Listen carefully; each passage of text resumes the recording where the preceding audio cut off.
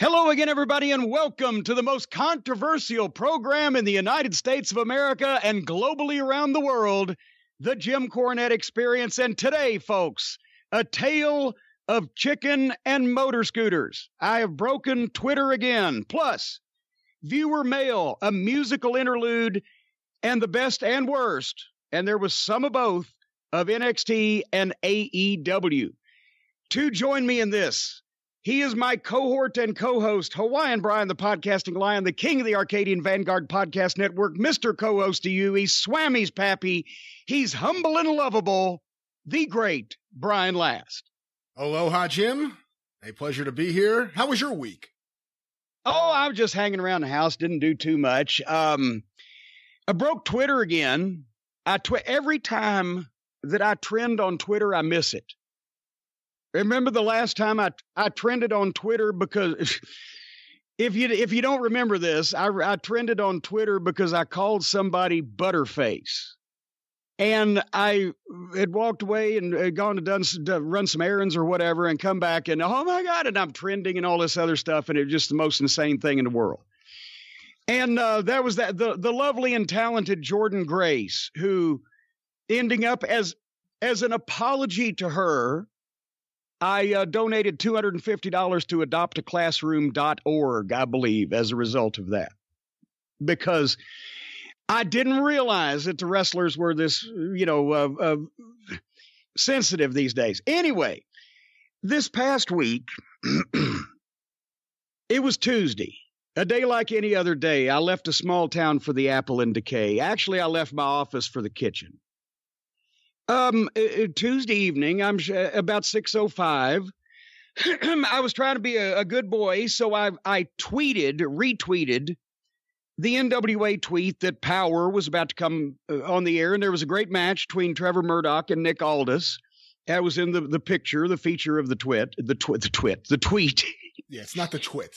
Yes, there was no twits involved.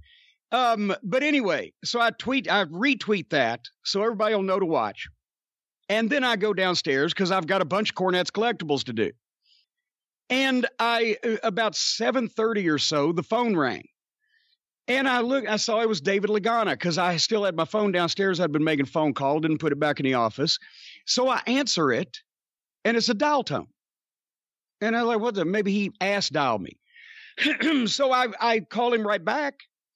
And immediately get his voicemail, like his phone's turned off. I'm like, well, I don't know what the fuck, but hey, David, tried to get back with you. I'm going to have dinner. Good evening. I do say good day, whatever the fuck, right? And I put phone back in the office, and I go back downstairs, and I eat, and I finish Cornette's collectibles, and I have a nice night's sleep, and I get up on Wednesday morning, and I sit down at the computer, and I have broken the goddamn world. And apparently I trended on Twitter. The notifications on my Twitter page it was just ludicrous. I couldn't even begin to go through all that shit.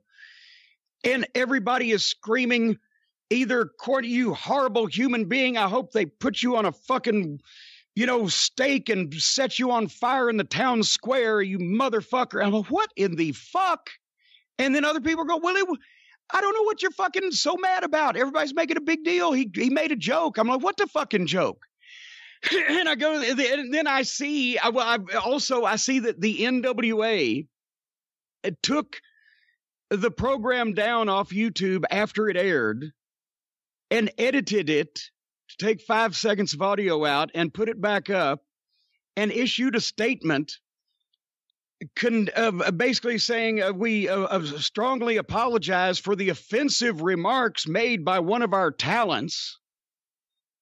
And Brian, you know what it was, but I'm doing this build-up because some people that live under a rock and have not been bombarded by this may not actually know what this fucking uproar was about. It was because during the match between Trevor Murdoch and Nick Aldis, I used the joke that I first coined for Big Bubba Rogers. Murdoch is so tough he could strap a bucket of fried chicken on his back and ride a motor scooter across Ethiopia. That's what happened. This is why I broke Twitter again. I told a 30-year-old Ethiopian joke. about starvation. So anyway, I'm like, what in the fuck is going on in the world? So right as I'm trying to digest all this, the phone rings. It's 8:30 in the morning, and it's David Lagana. I said, what in the fuck is going on? And he tells me that obviously the All Elite Wrestling cosplay, wrestling fanboy, fangirl contingent immediately after the show was over started tweeting about this and creating an uproar like I had been describing my favorite bestiality videos on a fucking live broadcast. This was the level of fucking hatred. And the other people are going, what the fuck are you talking about? It's a joke. We get it. He's told it before for 30 fucking years. It's about hungry people. And Big Bubba, or in this case, Trevor Murdoch. So, at any rate, David is talking about, well, an apology and a statement and this and that. And to back up a couple weeks, it was just 2 or 3 weeks ago, and people can find the program on the YouTube channel if they want to listen to it, where we discussed the controversy where David had called me one morning and said, Jim, did you tell somebody to kill themselves? I said, no. Did you make fun of suicide? I said, no. He said, then why is everybody saying you did? I said, because they're saying it on Twitter. And it was the same instance.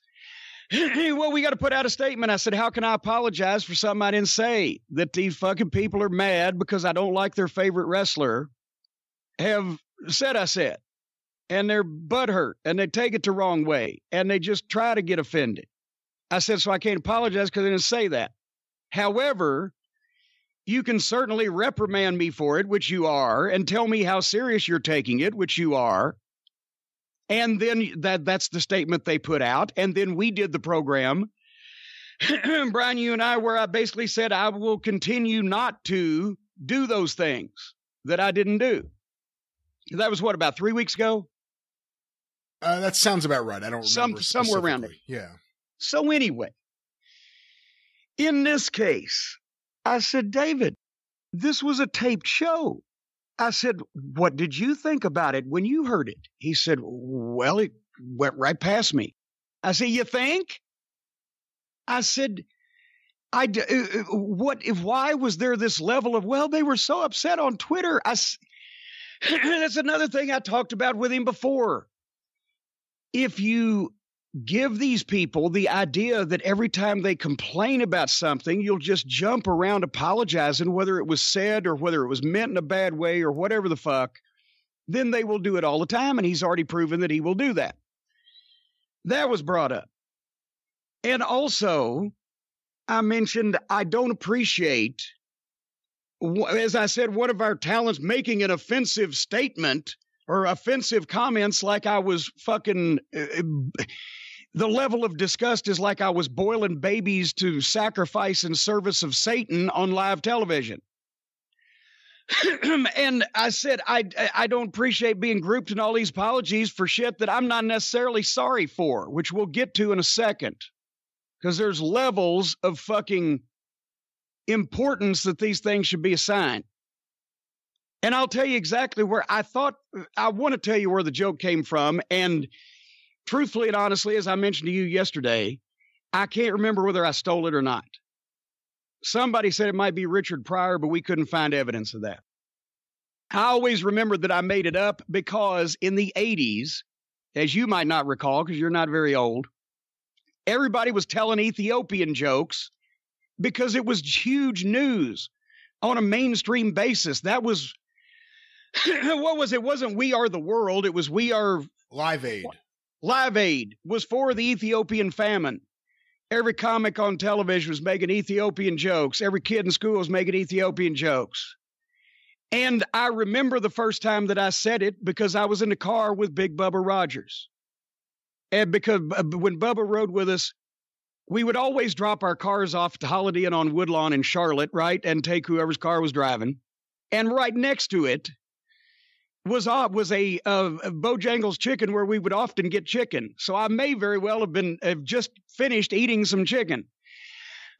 But I hit him with because I'm always looking for ways to fucking get Bubba over on goddamn television in the promos. Big Bubba Rogers is so bad, he could strap a bucket of fried chicken on his back and ride a motor scooter across Ethiopia. Number one, the motor scooter is there for the preposterous visual because he's not necessarily going to be in an armored car, elsewise he wouldn't be in much danger. He's completely, several people on Twitter actually deconstructed this joke, as in the comic principles. You've got a large man who's so tough that he's unafraid to take food to a famine-ravaged location. You've got a preposterous visual means of transportation. And somebody said, well, if he hadn't have said chicken, it'd have been fine. Well, a bucket of chicken sounds funnier. It's funnier visual than a fucking plate of sushi or a goddamn ham sandwich.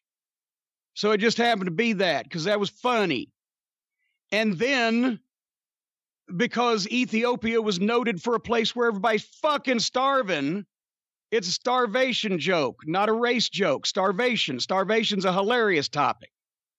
But everybody was doing them. So the point is, whether it's a good joke or a bad joke, and I'm going to let you express your opinions here in a few minutes, Brian, because I know you have some, and you'll share them with us.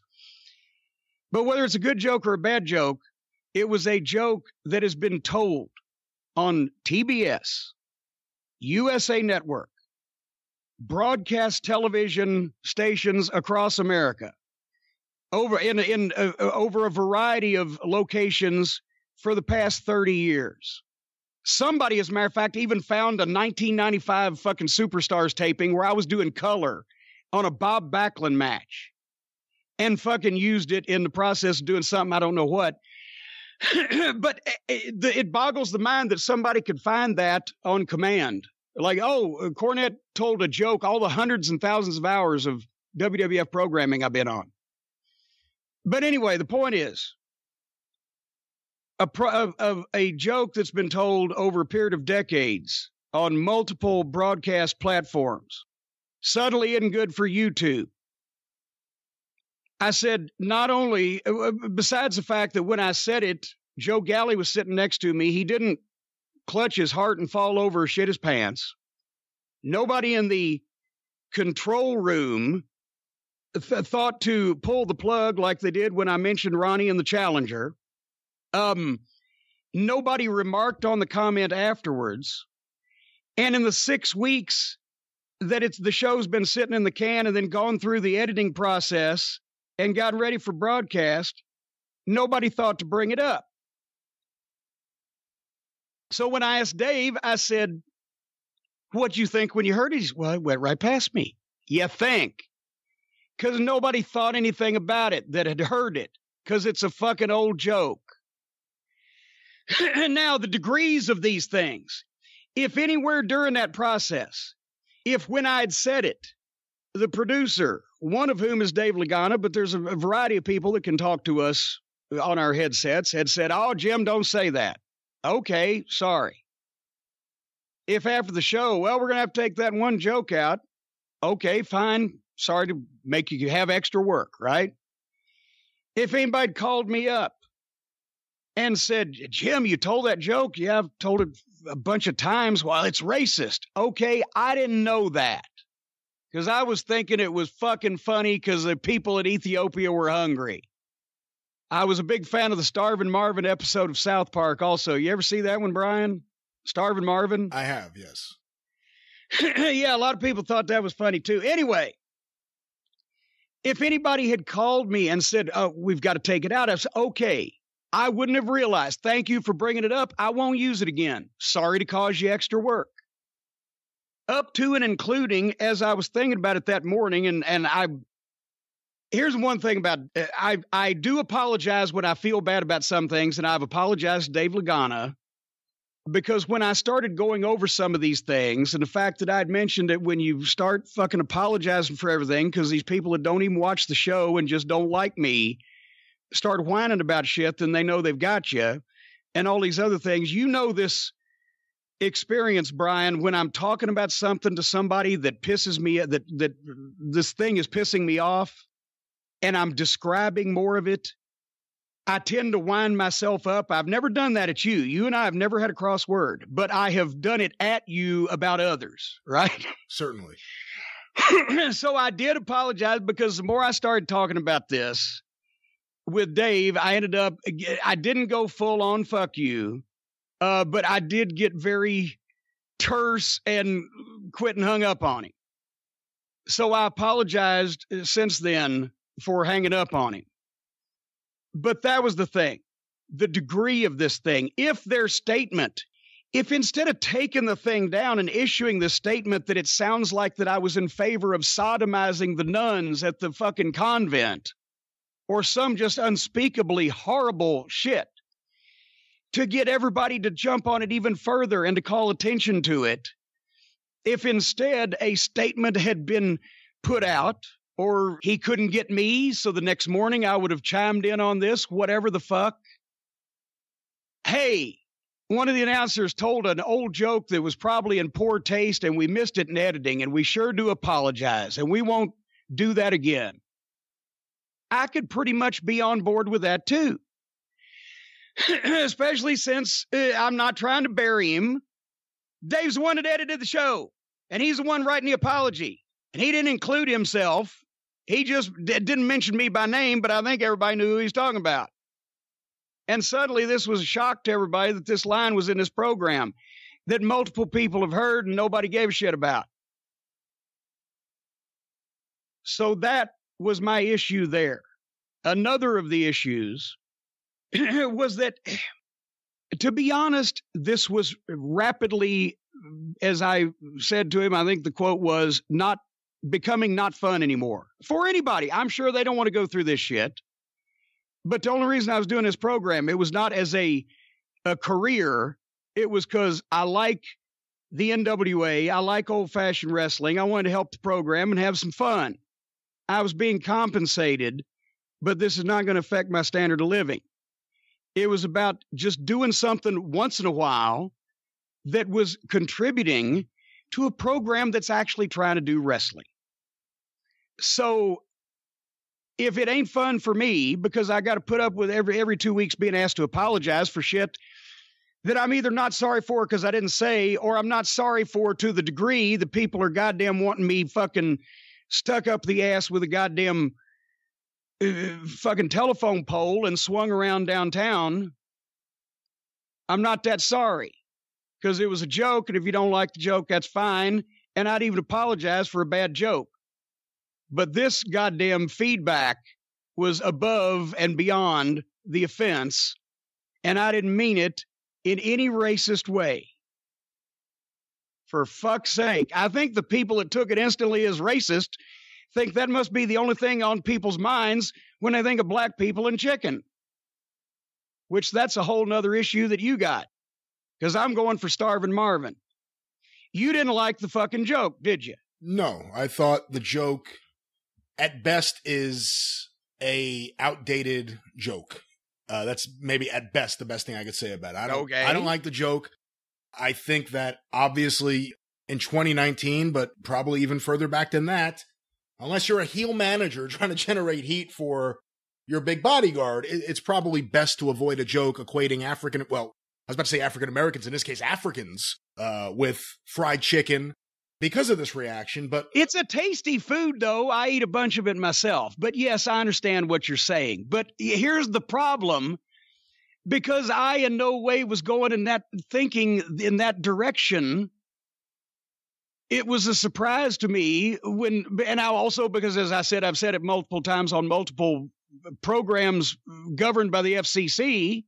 Nobody's ever said a goddamn. As a matter of fact, fans at the Fan Fest, especially in Charlotte, 20 years after the fact, have come up to me talking about Big Bubba and talking about that line and laughing. So it was on my mind. We did 4 hours of television off top of my head.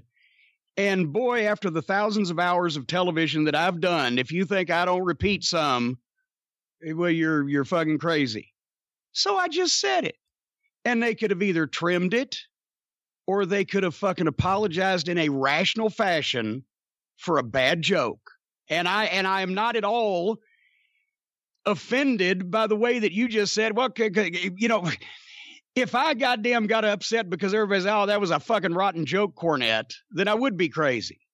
So I'm not offended in that way because you've said it like a reasonable person. Well, if I could expand upon this for a moment, if you'll indulge me for a moment. Please expand. Let me first start by saying I've known you now for 25 years. I have not just known you through doing this podcast where it's two friends talking about wrestling, but I've known you outside of wrestling. We've had, social get-togethers when you've come to the city. Social intercourse. Well, let's not go crazy, but we've had occasions where you've come to the city and me and you and our significant others have gone out on the town, and it had nothing to do with wrestling. It was more about just us having fun. If I thought for a second that you were a racist, a bigot, a homophobe, an anti-Semite, or anything else, I wouldn't be talking to you and I wouldn't be doing this show. And I'm pretty sensitive to these things. As anyone who's ever heard 605 could probably attest to, I'm, in a lot of ways, a militant Jew. And what I mean is, I'm very defensive about anti-Semitism. If I hear it, if I think it's there, I will go on the attack. I have hit people in the past if I thought I heard a comment that was anti-Semitic. And remember, I've asked you because it was such a non-issue with me growing up. And I don't remember my mother ever saying the word Jewish to differentiate somebody from whatever the point is. I've asked you on a couple of occasions, why are people mad at Jewish people again? Right? Yeah. Because I don't fucking get it. No, we've had talks about this. Like I said, if I really thought you were any of these things that a lot of the people who are predisposed to not liking you say or think, I wouldn't be doing this. I'm a fucking liberal. I'm an independent liberal. I'm the guy who would have a problem with this. But, I've admitted, and we've covered it on the program here too, and you can go back and look at that if you want to, folks. That was months and months ago, if not last year or whatever. But I've had a problem in the past, as we know, with anger management. And in a few cases, when I've been in an actual fucking altercation with somebody, I've used some words that were not preferable. And I've apologized for those because I realize in the 25 or 30 years hence that it can't be applied just to one person. But my downfall has been in a lot of cases when I'm mad at somebody, and especially if it's a goddamn fight in the middle of fucking wrestling beef, I'm going to say some shit to make that person fucking mad. But I have apologized for those things because I really felt bad about it.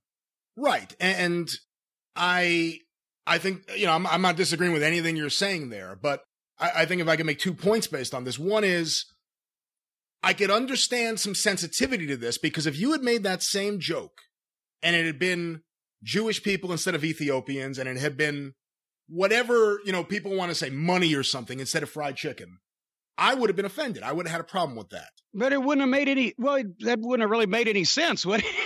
But my point is, yes. I think it's a bad joke. I think it's an ill-conceived line, especially in 2019. But I wasn't offended by it because I don't think you had any... I know you didn't have any malicious intent when making that comment. You were trying to make a joke, and it was pretty quick, and it was glossed over. And by the way... I've always liked it because when I first told it to fucking Bubba, he fucking died laughing, and he had that high-pitched giggle laugh for that big fucking hefty guy, and that's why I said it on TV the first time, and I've just had it. I don't know. Go ahead. I'm sorry. But, my point was going to be, if someone makes an anti-Semitic remark, I don't need to hear Christians or Catholics or Muslims or atheists or anyone else telling me what is or isn't anti-Semitic. And I think the same thing goes for something like this. It wasn't racist. The intent wasn't racist. At best, it was a throwaway line. But I also don't need to hear a bunch of white boys telling me that this is racist. If you're an African American, or in this case, an African, and you want to tell me that it was offensive, that you thought it was racist, there's validity there. I want to hear what you have to say. I don't want to hear what some fucking white kid in their 20s thinks about this, because I don't give a shit. The same way I wouldn't give a shit if someone who wasn't Jewish told me what is or isn't anti-Semitic. And that bothers me. And like I said, I think it was a bad line. I think it was a bad joke. I think it should have been edited out, quite frankly. But your intent wasn't racist. It wasn't said in I mean, it wasn't, it blows my mind that people have run with this. But look, the other part of it is, you have a target on your back. You have said a lot of shit about a lot of people, and those are typically the people that are the first ones that jump up and say, look, we got them. But I think this was entirely blown out of proportion. But again, it's well, and the proportion again is the thing with me. And as you said, if some of the criticism or whatever had been tempered in any way in fucking reality, like, you know, you really ought to apologize for that because people are going to take that wrong. Not, oh my God, this no good, miserable piece of shit. I'm going to read a piece of mail in a minute that's kind of indicative of, and no, to you people, fuck you. Just fuck you, because I don't give a shit whether you like me or not. And if I apologized out the ass, if I carved off a pound of flesh and flung it out at everybody, you'd still find something else to bitch about next week because you don't like me. Because I tell the truth about your favorite wrestlers or your favorite politicians or whatever. So to those people, fuck you. To anybody that was legitimately, and then as you said, I've had so many people say, what the fuck? I was dying laughing. It was hysterical because some people actually liked it. They thought it was funny. But hey, you know, people have different senses of humor. Right. But if anybody that had actually taken the line of, you know what, Jim, that, you know, was probably funny a few years ago or whatever, but otherwise, you know, you might not do it today. Fine. Okay. I could even get with that. And I could apologize with that, but not with, we're going to fucking boil you in oil, you horrible human being. Do you know the guy that was popped by the feds and fined hundreds of thousands, if not millions of dollars, and sanctioned legally for basically saying, I do not want black people to live in my buildings, is the president of the United States. And the fucking members of his administration are currently on national television all day testifying under oath on fucking global worldwide TV that he's a fucking crook. And an Ethiopian joke from 1986, I'm the worst human in the world, to those people, fuck you. If anybody came at me with tempered fucking rational criticism, such as you just did, this might have turned out a little bit better also as well. But instantly it put me off, as they say, the whole fucking thing. But whether it's overreacting to something that wasn't intended in that way, or whether it was goddamn retroactively fucking blaming me for everything when the thing passed through several sets of ears, for all the people that are just over fucking blown about this, that fuck you. For people who were mildly offended, I apologize because it wasn't meant that way. Of course, that's not good enough for anybody. And for the, once again, for what I've seen back and forth on Twitter, depending on the fucking hour of the day, some of my legitimate followers actually have jobs and lives and are not on all day long. But they're with, yeah, we love you, Corny. So anyway, the point with the NWA show is it wasn't fun for them either, because for some reason, I don't know what this reason might be, I overshadow everybody on every program I get on, whether for good or bad.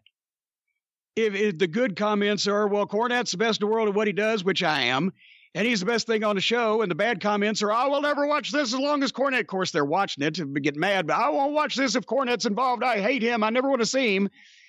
But that's the only thing people talk about. And they're trying to start a fucking promotion and a goddamn television show, and that's probably the last thing they want. I brought a lot, and I'm not asking people to not watch the NWA. The opposite. Part of the reason I don't want to be involved anymore is because it's not fun for me, because I'm distracting from what they're trying to do. And part of it is just that there's no reason to penalize all these guys that are working hard, because a bunch of people who don't watch the program and don't like that style of wrestling anyway, because it makes sense, don't like me because I take the piss out of their fucking cosplay wrestlers. So that's honestly and truthfully why, as I've mentioned over the last 3 or 4 years, I've tried to stay away from fucking actively being involved in the wrestling business, and people won't quit calling me. But, I find A good point. I try to pre-screen. I had asked Cord Bauer at MLW, and that was only a part-time thing anyway, but I said, I won't be calling any invisible men, right? And, oh, no, we're doing wrestling. But then I was calling staple guns. What the fuck? But I wasn't goddamn fucking screaming and yelling at every opportunity over it because I was just there to do my thing for a little while. And I actually was told at one point, oh, we're not going to be doing some of that stuff anymore with that guy. And then it did it anyway. Nevertheless, with the NWA, I was safe there because they're not going to make fun of the business. That's the antithesis of what they're doing, and do stupid shit like that. So that was fine with me. And I was glad to bring our listeners that like wrestling the old fashioned way along with me. I encourage you, if you like the program, keep watching it, whether I'm on it or not. If you only watch because of me and you didn't like the rest of it, well, I'm not going to fucking torture you and ask you to make goddamn sacrifices, but I think it's a good show and it'll get more fun as time goes along.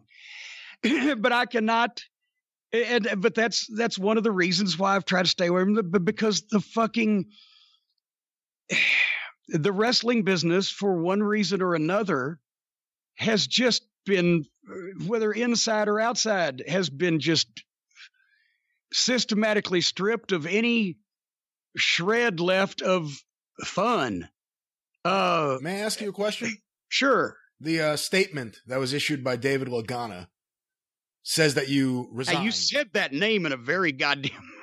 It said that you resigned, made it sound like it was a formal process where you tendered this written resignation. Did you quit or were you fired? No, well, no, but he didn't get a chance to fire me if he was going to, because that's basically when I said I got wound up and I was talking and he was listening. And I said, fuck it, it ain't fun anymore. You don't want this. I don't want this. And I'm fucking sick of it. I'm fucking done. And I hung up on him.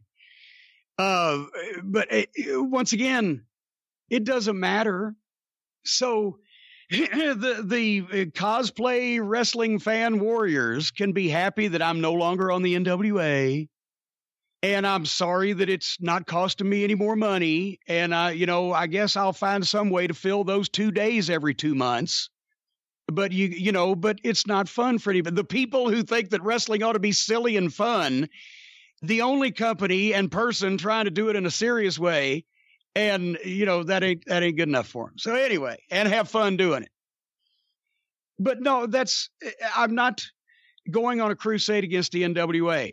I don't want to be grouped in any more of these fucking apologies. That's, as I said, that's why I've been doing my own thing. So I either apologize when I'm genuinely sorry for something like I have and we've referred to and et cetera, or I don't give a fuck, which is the majority of the time, but I don't want to hurt someone that I'm working with because I don't give a fuck. And none of these people are paying me enough money to not give a fuck or to give a fuck or whichever the fucking tense on that would be. Well, the reason I asked you is just because I've seen various things that the listeners or just people who aren't listeners who just want to comment on this are saying where the NWA was right to get rid of him and then other people say Jim was right to quit. So I just wanted you to clarify exactly what happened. Well, that was the exchange. Now, I don't know whether it would have gotten around to that or not, but David was at first beating around the bush about statements and apologies and things. So, and I didn't like that tenor to begin with, and that's where it kind of got sideways from there. But anyway, I'm just trying to think if there's anything left to cover.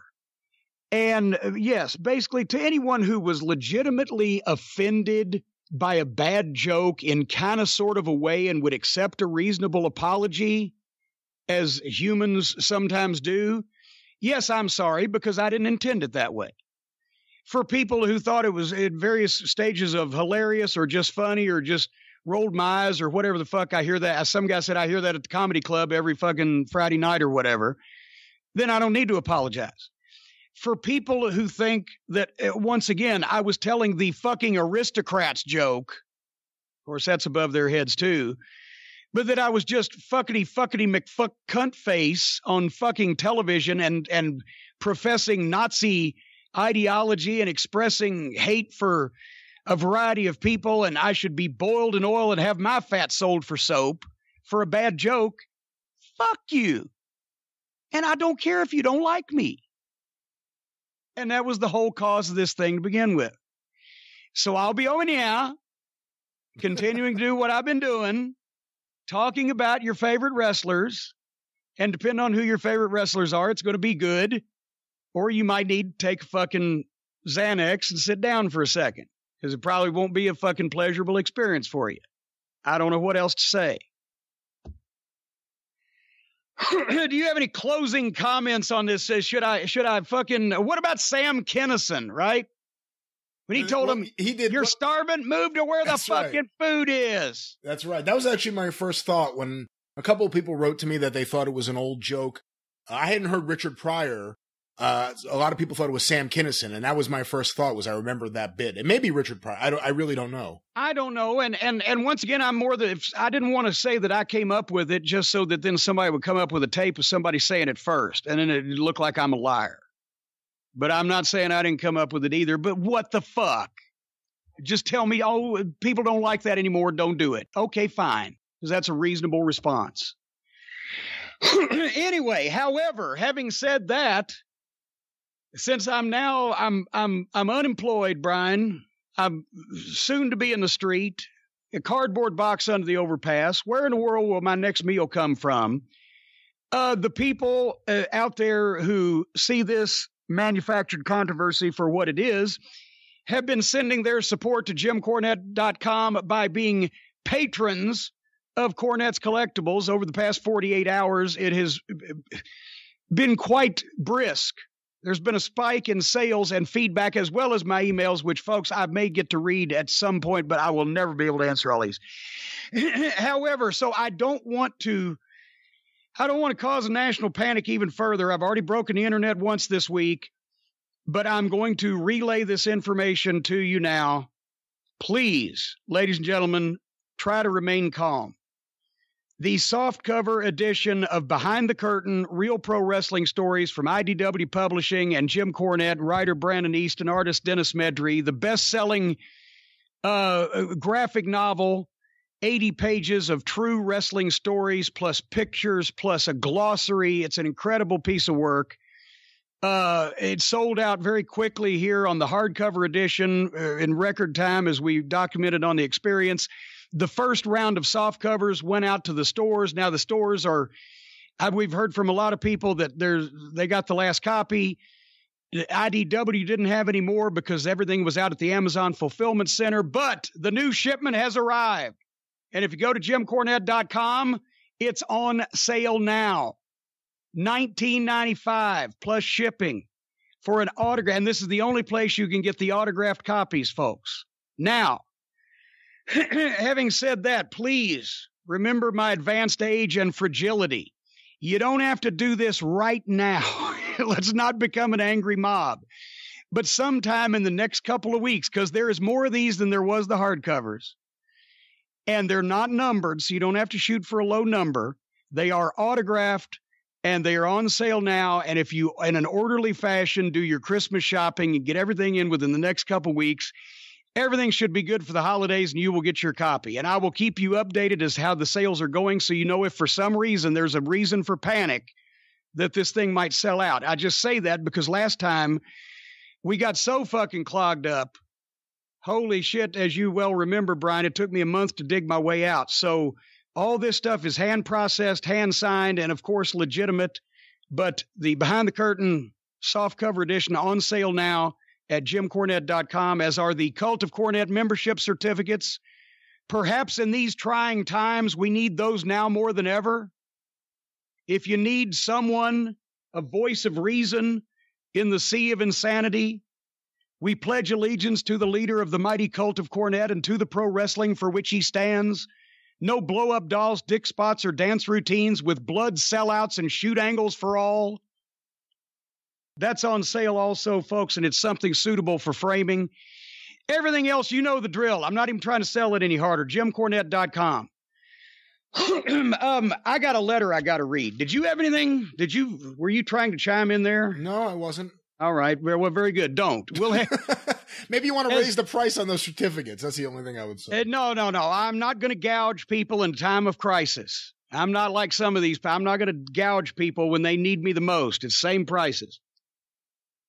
Jerry Lawler said that on TV one time. He said, Lance, we'll have a good conversation if you'll just stop interrupting me.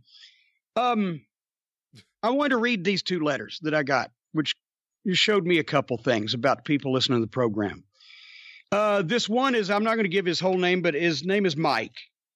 And he wrote me a letter and actually mailed it. It's on paper and he hand wrote it and he mailed it along with some stuff. And so he's already over with me, right? But I just, I'll just read this one first. Dear Jim, well, I got to back up. You remember we read the story or the information we talked about a month or so ago. We didn't mention his name, but he's a serviceman. He's a member of the cult of Cornette. He's been a customer at Cornette's Collectibles. And his brother, this is when, as a matter of fact, when we talked about the making fun of suicide, we read the letter because this guy's brother did commit suicide. And he was obviously broken up about it. And he was the guy that, that they talked wrestling together. So anyway, a lot of people, we had feedback and people sent their support and it got to him, that story. So anyway, Mike writes, Dear Jim, I just wanted to write and say that I enjoy both of your shows and the shows on the Arcadian Vanguard Network. The shows and all the wrestling history have got me interested in wrestling past just as much as wrestling present. The main reason I'm writing you is because of the letter you read on episode 304 of The Experience. Okay, thank you, Mike. From the serviceman who ordered Behind the Curtain. He sent you gift cards and told about growing up in HUD housing with his brother and bonded over watching wrestling at 605. It broke my heart when he said he lost his brother to suicide. I wasn't close to my dad and had 2 older sisters, so wrestling was there for me. Dusty, Murdoch, etc. reminded me of my dad. Big, blue-collar, tough guys, but also like Flair and the Horsemen, Midnight Rock and Roll, etc. Now I'm trying to mix in more classic wrestling in my viewing rotation, plus I'm watching MLW, NWA Power, etc. So enclosed in this letter is Wendy's gift card and a Speedway gift card for Black Beauty for $25 a piece for you. Also, a prepaid Visa card for $100 for the man that lost his brother. Either send him the card. Either send him the card or send him $100 worth of Cornette's Collectibles on me. I don't Facebook or Twitter, but if you want to, send him in my email address and I'll talk wrestling with him. And he gives his email address and I hope I can read this right. But anyway, well, thanks, Jim. Keep up the great work, Mike. And no, these cards. So Mike, first of all, thank you. Second of all, the Wendy's gift card and the Speedway gas card. Yes, I will definitely use, but $50 extra is going on the next Crusade for Children check from Cornette's Collectibles for you for those because I appreciate it, but I'm not going to, under the circumstances, I don't want to accept every once in a while when it's my birthday or, whatever the Wendy's card, but nevertheless, as the $100 card I have, and we hadn't released the gentleman's name, but he knows who he is. He knows who he is if he's listening, but I do have his email address because he's ordered and the card says, good in the USA only, and he's got an APO address because he's a serviceman. So I'm going to email him and get in touch with him and see how we can make this work. And this, obviously, as you can tell, this is starting to get complicated. So I'm not encouraging people to send me gift cards to pass along to people. It might be easier if you try to get the information from me and contact them yourself or whatever the case. But I'm not in the business of soliciting gift cards. But in this case, because of this nice letter and this great thought, I'm going to try to get all this stuff put together, but thank you, Mike, for that. That was just, that's the kind of example of a lot of the people that listen to the program, either emails I get or gestures they make. And, Jeremy Bagley and that whole crew raising, $5,000 just at the Charlotte reunion for American Cancer. And then the cult chipping in and us doing the pictures. And they've really responded with Jerry Gray's GoFundMe for his cancer. On your shows. And anyway, so that's an example, just real quick, of one of the regular listeners of the Cult of Cornette. Here's another one. I just wanted to drop this one in. This is one of the emails that I got. I got this last Sunday. This was before the current kerfluffle. By the way, Stan down there in Texas, you had the spelling right. That's Kerfuffle, kerfluffle. Now, I don't know this man's name because it says D's Nuts, DEEZNUTS. I guess maybe it's a kiosk at the mall that sells peanuts. It's a popular name, yeah. D's Nuts, but his email address is Melvin. That's MELVINDALE, Melvin Dale Cards, DALECARDS 55@gmail.com. That's Melvin Dale Cards 55@gmail.com. Once again, Melvin Dale Cards 55@gmail.com. I'm just wondering if his name is Melvin Dale and he likes the cards, or maybe his name is Melvin Dale Card. I don't know. But anyway, call me Mel. Or you can call me Melvin. Well, he says, Dear Jim Cornette, if you continue to talk shit about All Elite Wrestling, I will fucking track your address and kill you and your fucking family. Holy shit. You do not belong in the business. You suck at what you do now. You know nothing about today's wrestling business. Just leave it and go fucking die in a hole somewhere, my guy. Just a warning. I'll be seeing you around. And thank you, Melvin or D's. Melvin Dale Cards 55@gmail.com. Thank you for that sentiment. That's from the All Elite Wrestling fans. I'm sure he speaks for many of them, and we appreciate your comments there as well. You know, that is one thing that does bother me out there. And look, everyone who has a fan base, you experience there's an element of your audience that takes things too far. And your audience, this audience, the Cult of Cornette, get accused of that nonstop, and people tend to ignore that it's also the other side. Oh, wait, you know what? Go ahead, but you just reminded me of something I wanted to say, and thank you. But go ahead, finish. No, I just think, I mean that is what an insane, crazy fucking thing to send you. But your listeners are the ones who will get accused of being the rabid mob, even though they've never really illustrated that they or demonstrated that they were. Yeah. And here's what I was going to say earlier, and I appreciate you bringing it up, is that here's another reason why I say fuck you to some people who were all up in arms, because as several people on Twitter pointed it out, and I just hate it. I hate it when one of these motherfuckers is right. If you go back and look at a lot of people making all these comments about, burn him in the town square, put him in the electric chair, whatever, oh, he's horrible, he needs to go, we can't listen to him anymore. They're either Democrats or liberals.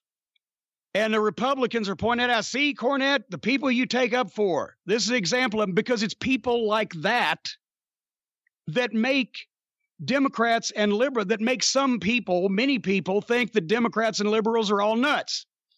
And unfortunately, at least they are not nuts like the fucking Republican nuts will start a war and blow up the fucking world and deprive everybody of all their civil liberties. Fucking Republican nuts. They're just goofy nuts that cry about shit, silly shit, and fucking crusade and make fucking a campaign about everything and are just wringing their hands. And what do they say? Clutching their pearls. That's a good one. They're the ones that when you have a legitimate problem with a legitimate fucking, issue, that everybody think, oh, the Democrats and liberals are nuts because of people like that actually do go nuts about shit. Most people wouldn't go nuts about. Do you concur with that? Oh, yeah. There's something, we haven't talked about this, but there's something I recently heard. I found it to be so idiotic that I was almost able to just brush it off and laugh. But I'll bring it up here, which means I guess I wasn't completely able to brush it off. But there's a certain wrestler, let's just say he's a fellow some people call Jelly. Other people may say a hairy chud baby. Some people may say he looks like a mutated teenage Tommy Fierro in a wig. Lots of people have different things they've said about this young man. But he apparently did an interview where, and I'm paraphrasing because I only heard about this from about 10 people, I haven't actually seen it, where he said that if Jim Cornette wasn't so anti-gun and anti-NRA, his fans would have murdered me by now. They would have shot me. And someone actually approached me with it, defending that side recently. Someone who knows better, although I actually constantly have to tell myself he doesn't know any better. And I said to him, let me ask you something. Out of all the shows Jim has done and all the shoot interviews and everything he has said and all the people he has ranted against and said things about, from Jim Hurd to the Archbishop of Talentberry to John Laurinaitis, various people, the man that this angry, violent mob is going to be mobilized to murder is the man that he calls Jelly, Nutella. That's the problem. There are some stupid fucking people out there. They say stupid shit, and then other people, instead of going, you know what, that's pretty stupid, they go, well, that seems reasonable to me. No. Oh, no. And well, because he thinks in his little pea brain that he's important. And he desperately wants to be, which is why he goes and shows his ass, out in the fucking ring on a regular basis. And I don't know whether he does it literally or not. Showing your ass, the old Southern expression for fucking showing your shortcomings, fucking going out and laying a turd in the fucking ring. He may show his ass literally. I don't know. But anyway, but no, I don't think that I've ever conveyed anything like Joey Jelly Nutella needs to be shot or killed or murdered or whatever. No, he definitely needs to get a fucking day job, somewhere for minimum wage out from around wrestling. But no, I don't think we need to go that far. Can you imagine? He thinks he's that important in his head. This angry, violent mob, this mobilized cult of Cornette. Public enemy number one is Jelly Nutella. I mean, it's such a stupid concept. I mean, that's the thing that gets me. There are people with stupid ideas and stupid things that come out of their mouth, and no one I shouldn't say no one. People say, you know what, that's reasonable, instead of saying, listen, you have stupid ideas. Just keep them to yourself. Well, I tell you what, though, I have thought of one side effect from the whole NWA fallout. I'm not going down there to Atlanta in December, and it's nice when I go to a hotel room because then I can use my Manscaped products and not have to worry about vacuuming up afterwards. Because, I've spread a towel down, right? Because, we're talking about, shaving a fucking baboon here when I get to going on me. Right? We're talking chest, we're talking back, we're talking taint, we're talking various orifices in between and around and betwixt. We're talking about trims on the neck because I got, you could almost braid my back hair right at the top. Anyway, if I let it go too far. But see, what the thing is, instead of doing it here in the bathroom where, then I can see every hair because I got the white towel, I'll put a towel down in the hotel room and I will whip out my little Manscaped travel bag that they gave me for free with all these fine products. And I will take the lawnmower and that incredible trimmer that it's impossible to fucking hurt yourself or to goddamn nick yourself or to cut yourself in any way. And I'll just go up one side and down the other and go to town. And I'm telling you, you can't hurt yourself. It takes everything off. You are smooth as a baby's ass. Or slicker than cum on a gold tooth. Then you can pamper yourself with all the various smelly good stuff and the lotions and potions. It's pH balanced. The crop mop ball wipes. This thing. No, those things are tremendous, especially for traveling when you're on the go, but especially in the summertime when the fucking frigid landscape of the Antarctic turns into the Okefenokee swamp. And there's fucking, mushrooms growing down there. You just take a bag of them ball wipes and you're pH balanced and you're fresh smelling good. You can remove all the unwanted hair everywhere. You don't hurt yourself. Mr. Johnson and the two kids will thank you. And it doesn't have to call me Johnson. Why, you can call me a penis. But anyway, if you go to manscaped.com, as all of the regular listeners know, we've been talking about this for a while now, you can get 20% off and free shipping and a free travel bag with the code JCE. That's manscaped.com, code JCE for 20% off, free shipping, the free travel bag. As I said, they've got everything you need, whether it's that beautiful razor they call the Plow. It's nice enough. It looks like it ought to be a display piece. Well, it looks intimidating, but it's so shiny and beautiful. And these things, you can have them in your bags in the shower, clean them right off. Also, as I said, the colognes and the lotions and etc. You'll be balanced. You'll be slick. You'll be smelling good. Why, somebody just want to eat you like an ice cream cone, Brian, after you've been dipped in some of this stuff. So, and I'm not even talking about Swammy. See, now I'm offended. Oh, I'm sorry. See, that wasn't that hard. No, it wasn't. If you'd have jumped up and said, "You motherfucker, how fucking dare you?" I'd, well, fuck you back. But anyway, manscaped.com. But the shows are available on YouTube, as well as selected clips and the artwork of Travis Bickle and so much more, correct? Travis Heckel. Yeah, him too. Yes, indeed. You can go to tinyurl.com/official corny YouTube, or just go to YouTube and search for Jim Cornette, the official Jim Cornette channel. Thank you. This has been a record month in terms of new subscribers, and I can't even believe the amount of people that are checking out the content. We really do appreciate it. Get full shows, clips of shows, omnibus collections, and we're working on more content for 2020 that we think everyone will really enjoy. So please go there, check out some videos, subscribe, and share whatever it is that you like. And with that, we have congratulations in order for a long-standing and high-ranking member of the cult of Cornette over a landmark, a milestone, something that happened this week. And of course, Brian, when I say that, you know exactly who I'm talking about. Call Stephen P. News.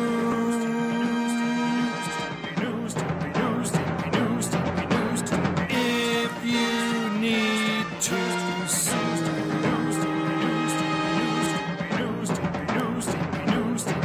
An outlaw mud show or two. He'll sue their ass. What does he say there at the end? I think go sue their ass. Oh, is what I think. Oh, okay. That makes a little more. I couldn't figure out what he was saying because of the rats. I couldn't figure out what he was saying. Thank you for Cuba. That's right. You see, and everyone knows it's corny. Many people still to this day think instead of "thank you, fuck you, bye," it's "thank you for Cuba." And I had nothing to do with Cuba, folks. You got to blame that one on somebody else because Cuba wasn't live. It was on tape. They could have taken it out. Castro, Che, and corny. Well, I don't know. But, is that Sammy Guevara? Do you think he's related? Oh, I hadn't even thought about that. It's possible. Anyway, but nevertheless, back to our topic.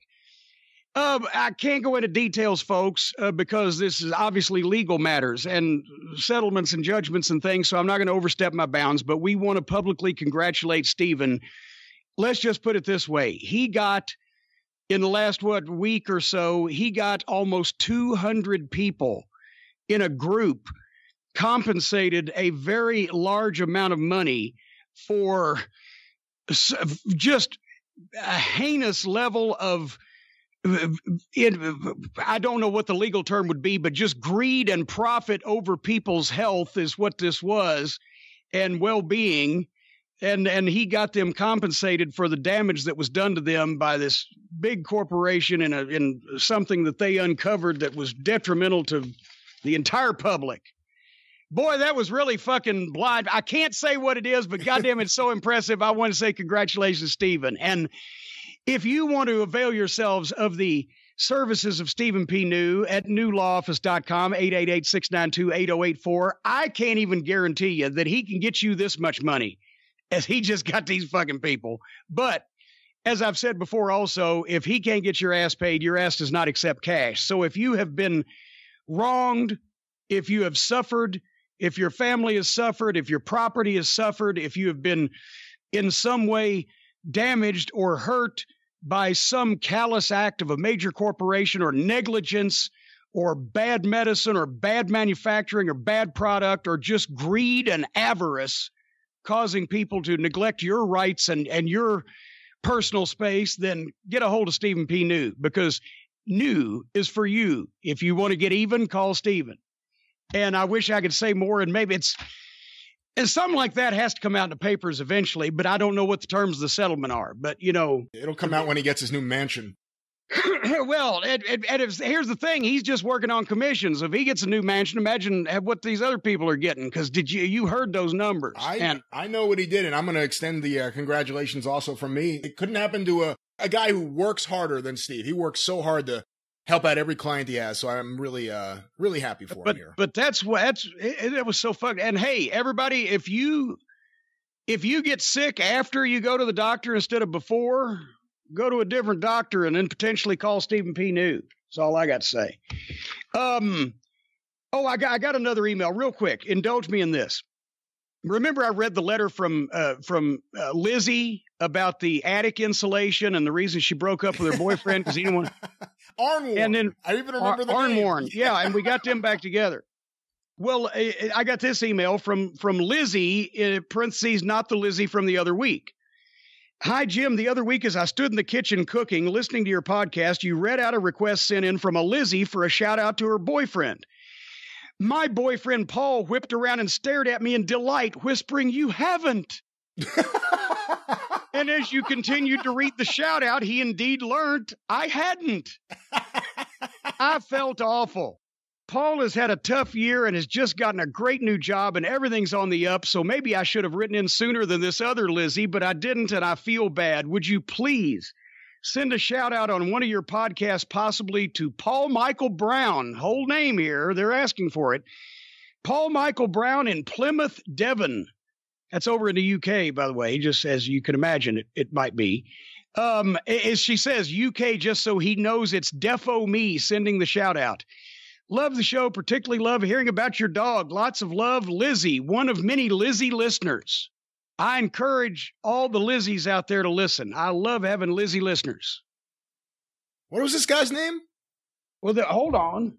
I'll just set it down. His name is Paul Michael Brown in Plymouth, Devon, over in the UK, across the pond. In the UK, is it like it is in America, where if you use your middle name, you sound like a serial killer? Well, no, but a lot of people over there don't have the middle name Wayne. Oh. See, but think of it more like, remember who Starsky and Hutch, Paul Michael Glazer, right? That's okay. But if your middle name is Wayne, John Wayne Gacy, Lee Harvey right? Oswald, Harvey. Well, Harvey was an outlier. What about Jeffrey Wayne Baldwin? Well, there you go. No, the exact opposite I'm saying. He's not a serial killer. Oh, they didn't find out. Okay, that's right. No, absolutely he is not. No, they never solved that case. Anyway. Yeah, if you have Wayne in your middle initial. Anyways, let's move on. Next week, we're on the bus for the Friday after Thanksgiving, November 29th. Next week's experience for the holidays. Everybody needs a little rest and turkey. We'll be on the bus. Do we know where the bus is going? Oh, it's going to be a big, big omnibus. We're talking Frank, Liza, Julio, everyone's favorite topics. Check it out next week. Everyone's favorite topic. Well, it's the holidays. Just scarf down some of that turkey and then just sit back in the chair and listen to whatever we give you because it's going to be good. And speaking of going to be giving you something, I feel like I don't even have any glorious music. I feel like we should play Lawler's King music. Oh, wait a minute. No, that wasn't the right drum roll. Hold on. No, that's probably going to be after they hear the show. You sure You sure that's not Lawler's music? Well, wait. Oh, shit. Attention. Anyway, what are you giving the people this coming week for the holidays? I'm giving the people Frank, Liza, listen, this week on the Arcadian Vanguard Podcast Network, real quick, I want to remind you of all the fine shows on the network. Of course, Breaking Kayfabe with Baldwin and Barry. Neither of them are serial killers, for the record. Check that out today at BaldwinPod.com. Stick to Wrestling with John McAdam and Sean Goodwin at McAdamPod.com. The Mid-South Wrestling Television Review with myself and Mike Mills at MidSouthPod.com. And, of course, the very popular John Arezzi's Pro Wrestling Spotlight, then and now, at PWSPod.com. All shows available wherever it is that you find your favorite podcast. I guess I should also add Ron Fuller's Studcast at FullerPod.com. And a couple announcements right here. Making its debut next week on Thanksgiving is the Mid-Atlantic Championship Podcast with Mike Sempervive and Roman Gomez. On Thanksgiving, we're dropping 3 episodes. The first one... The first one is a prelude, an introduction, and a prelude to 1982 Mid-Atlantic Wrestling. Episode 2 is going to review the first episode of 1982 Mid-Atlantic Wrestling that's on the WWE Network, so you can watch along. And episode 3 will be a special look on the 35th anniversary of Starrcade 84. Check this out. Subscribe now. It's coming at you this week on Thanksgiving. Go to midatlanticpod.com, and of course, it's available wherever it is that you find your favorite podcast. Jim, you were not yet in Crockett Promotions. I guess in 84, at this time, you were still in Mid-South. Yeah, that's why business was down, yeah. Well, did you see Starrcade 84 as it happened? Did you see Steamboat versus Tully plus other matches when it actually happened? No, how would I have seen it as it happened? Fuck, I was in the Superdome. Oh, that's right. Yeah, but I saw it on tape from Weasel Dooley probably, somewhere around a month later. By the time he would get it, and then he'd make a copy and send it down to me. I may have got it when I came home for Christmas. Well, once again, midatlanticpod.com. I think everyone's going to really like this. Mike Sempervive has been working round the clock to make this show spectacular, and I think what him and Roman Gomez are going to deliver is something all fans of classic wrestling will really enjoy. And with that, I also want to talk about the 605 Superpodcast, the Mothership. See, I brought it back. That was a weak one. That was really, if you're going to bring it back, you can't bring it back like that. That's like when your favorite star shows up on a TV show for the first time in years and they look like shit. I didn't want to hurt myself. Well, that's a good point. My throat's already starting to go. I got to be honest with you. All right, quit your bitching. Episode 100 is out next week on Thanksgiving to celebrate the 4-year anniversary of the 605 Superpodcast. The best episode in show history. You got to hear it. Packed with stuff. Jim Cornette talking classic wrestling and collecting wrestling memorabilia. This is a lot of fun. We also have Sean Waltman talking about his early years. An interview I think a lot of people are going to really like. It's the sleeper hit of the show. Mike O'Hara from Combat Sports, the Hulk Hogan Fan Club, New Wave Wrestling, and so many other publications. He's going to be on the show. Fumi Saito, Kurt Brown. There's so much content. I can't even talk about all of it. Lots of surprises. If I only had time. 605pod.com. We're coming to Carrollton tonight. 605pod.com are available wherever it is that you find your favorite podcast. And thank you so much to everyone who's been going to the Super Podcast store and everyone who's been downloading and streaming the archive. I really do appreciate it. Get ready, because you're about to get hit with, probably the greatest wrestling podcast of all time. The Mothership. Except for the one we're doing now. Well, time will tell. We're not done. Well, there you go. Yeah, it could actually get good from here. Okay, I got one more email. We're going to go into the television department. But I must mention that this email mentions Justin Roberts and a child in the same breath. So, and we addressed this a week or two ago also on the show when we were talking about how everybody flipped their fucking wigs. We were actually when we talked about Justin Roberts having the big smile and laughing and happy, we played it back. What was it last week or week before? Anyway, we're actually laughing as we're saying these things. We're obviously not serious. And the guy had extrapolated. Well, what if they fired him because you said that? Because the only person in the world saying this as a joke, laughing at it, bullshitting. Yeah. Then they would fire him. Then nobody else would hire him, and then he would kill himself because he was so despondent. And then we mentioned also we would feel even worse if alien beings from Mars came down and anal probed him at the same time, and there was about the same chance of all that happening. But I just want to clarify that I wasn't even trying to be mean to Justin Roberts. I've met Justin Roberts once, and he was a very nice guy. He's very happy, big smiley face, and I'm just fucking around. And I don't know, did any of these people go to school? Did any of these people ever have friends that busted each other's balls or that just fucking knocked, or just loudmouths? It just knocked you and you fucking knock them back and you fucking, it was like the TMZ headline. We didn't even mention that. I was on TMZ too. Wrestling announcer makes insanely racist comment for the Ethiopia joke. Have any of these people ever heard actual insanely racist remarks and topics? Getting back to what you were talking about earlier.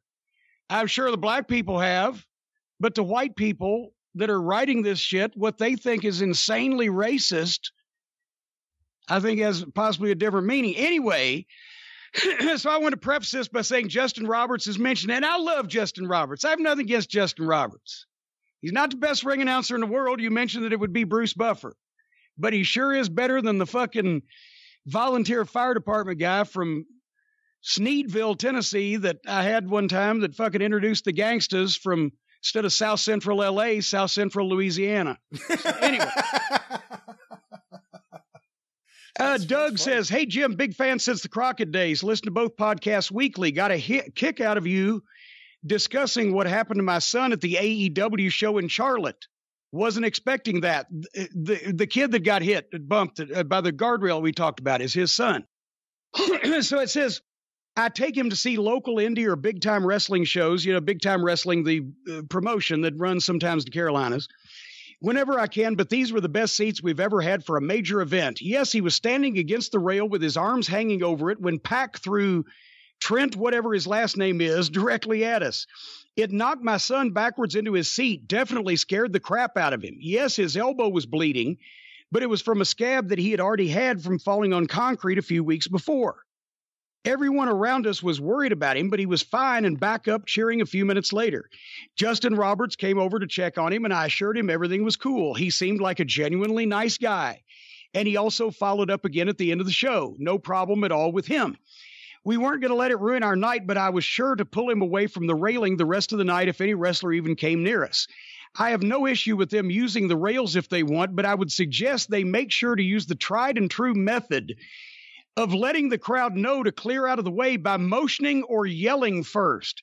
To do it out of the blue without any warning will definitely end up with someone getting hurt more seriously than my son did. Except, Doug, I got news for you. In court, well, Your Honor, I yelled at the fans to get out of the way, and I even motioned with my hand for them to back up, and then I threw this 250-pound wrestler about 10 feet in their direction. I can't imagine what went wrong. I appreciate the sentiment here, Doug, but that won't work. Stephen Pinu. I swear to God, listen to this. His last line, to do it out of the blue without any warning will definitely end up with someone getting hurt more seriously than my son did. Believe me, if he had actually been seriously injured in some way, I would have been calling Stephen Pinu. There you go. Anyway, just wanted to chime in. Thanks for all the years of entertainment, blah, blah, blah. Thank you, fuck you, bye. But that's what happens. Those rail shots, and you can't control that shit. The ladders. What about when the ladders flip out of the ring and they flip and they hit the guardrail and they bounce up? And it's just, they've gone too far with this stuff. And the WWE keeps obviously a real major eye on all that shit because they have to, because everybody knows they're worth a fortune and they've been through it. But these other companies where these guys come from, these indie shows, they've got to get it in their heads. You ain't in the indies anymore. You got a billionaire and somebody will get hurt and sue. Anyway. It reminds me of when in the summer of 94, even though he did it before, and I think he may have even done it after, but not in Philadelphia, Terry Funk, for a few shows in ECW, encouraged the fans to throw all their chairs into the ring. Yes. And it really wasn't, the problem wasn't the wrestlers getting hurt. The problem was the fans in front of the wrestlers getting hurt. Like, that's what you have to avoid. But then also, when he saw to what level, I think he was thinking, throw a couple or throw, I think when he saw to what level, that's why they had to start saying, no. Anyway, you ready to do some TV? That's what we need we need a TV review jingle. When I say ready to do TV reviews, then boom, something. All you have to do is ask, and things have come flying in.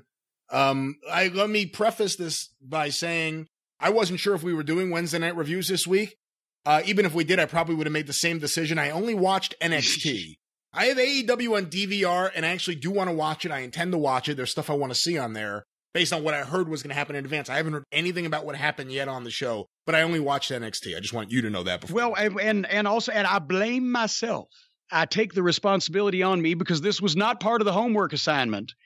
We knew when they announced the Revival versus Fish and O'Reilly, we all knew we were watching that program for sure. But then I watched the whole NXT, and then I was jazzed up for a variety of things that I'll explain as we go through it. And so I went ahead and zipped through the DVR of AEW also. So I'm assuming then, based on what you just said, you watched NXT first this week. Yes, because that's, once again, what got me in the whole thing was to see the Revival and Fish and O'Reilly. And I watched NXT live as it happened. And what was it I said about a week before these shows went on the air, I said, if they ever really do give a shit that bad, the WWE, and they're not winning the ratings battle, they have like 100 of the biggest name wrestling stars in the goddamn universe that they can just fucking say, oh, he'll be here next week. Who opened the show? Becky Lynch. Because once again, now NXT, instead of being the developmental third brand, is being portrayed as, whether they like it or not, or whether they're meaning to or not, as not only an equal brand, but especially on the NXT program and on the forced SmackDowns when they have no other choice, the NXT guys are kicking some ass. So anyway, Becky Lynch, she's over. It was a good promo. I thought challenging the horsewomen, but then with a little swerve, here comes Rhea Ripley.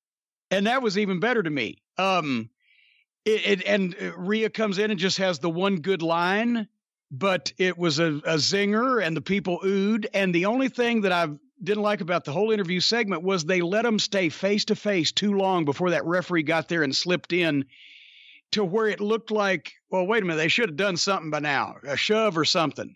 And they were just waiting for the referee to get in between or whatever, but it was just a little long there for as mad as they were. But otherwise than that, Becky Lynch can fucking talk and she's over. And for the people who, and we'll talk about women's wrestling in a second, but for, once again, for people who think I don't like women's wrestling, no, it's just like men's wrestling. I just don't like the bad parts. But anyway, as soon as they open the show, there's one of the biggest stars in the business in the ring in NXT. And here comes, challenging some more of the women to make the horsewomen important. And then here comes Rhea Ripley, somebody they want to push. And now all of a sudden it's Ripley and Lynch. It's the same thing we used to do when we brought WWE talent to Six Flags and put them in the ring with the standouts in OVW to help elevate them. I don't know. What'd you think? I really liked it a lot. I thought Becky Lynch came out, strong promo. Like you, I didn't expect Rhea Ripley. I've become a big Rhea Ripley fan in the weeks we've been watching NXT, and I thought they had a really good match. And the saddest part I thought was, usually I tune out without even changing the channel when the commercials are on and you have the screen and screen. Yeah. And this time I watched, and it seemed like we actually missed some cool stuff, because from what I saw, it looked like Rhea Ripley, it looked like she was doing a great job of selling, and you couldn't see it because it was so small. You could barely see anything. Well, see, I have to zip through it. It's not even, I don't want to see the match. It's just, even, I've got an 82-inch screen. It's still too fucking, I just can't fucking see, right? It just bothers me. So I zip through those, but the match. I wrote down, great match, exclamation point. This is the kind of women's match that you don't see ever really on the indies or in most other promotions. And this may be controversial, imagine that. I know Becky Lynch is the star, but Rhea Ripley to me was the star of this fucking match. Her body, that's when you talked about selling. Did you see her body language when she got hit with the enziguri? Yeah. And rubber-legged and the shoulders dipped, and it was fucking, and she has probably more than any of the other girls that I've seen has a guy's body language, and this is a compliment, when she's selling. And she just has that aura about her anyway, and she has that cocky swagger, but her body language is very advanced, especially for one of the girls. And I'm not meaning that I'm just going to blanket statement. When I say one of the girls, I'm not trying to downtrodden, but most girls do not have body language like that. I thought her selling was exceptional. Yeah, and the stuff into the finish from when she escaped from Becky Lynch's armbar. And then the stuff they went through from there, it was great. There were no dives. There were no stupid bumps. They didn't have to go to the floor. They had a really good match. It was a horrible finish. The horsewomen just ran in. Boom, boom, ding, ding. But what was the alternative finish? You don't want to beat Rhea Ripley, but you don't really want to beat Becky Lynch on a free TV match on fucking NXT. So they maybe could have juiced it up a bit, but here comes the horsewomen. And then when Ripley and Lynch joined together for the comeback, the spot that they missed, and I thought they were going to do it and they didn't. The fucking deal where they've cleared the ring and all the heels have taken a bump out and they're facing away from each other with their fists up, and they back up to the middle of the ring and bump backs and turn around and draw back and then see each other. It's like, okay, we're good, because that gets a little fucking oomph. But otherwise than that, I actually thought that was the only thing I didn't like was there was a part where they finally got, and forgive me for not remembering the name of the other horsewomen other than Shayna, but Jessamine Duke and Marina Shafir. They got them down, and then they just they had that moment where they looked at each other and they turned to face Shayna, almost like they were ignoring the fact the other two were still in the ring. And then, the other two got up and obviously just, hit them. But that was the only thing I thought was poorly done. But I thought it was but match.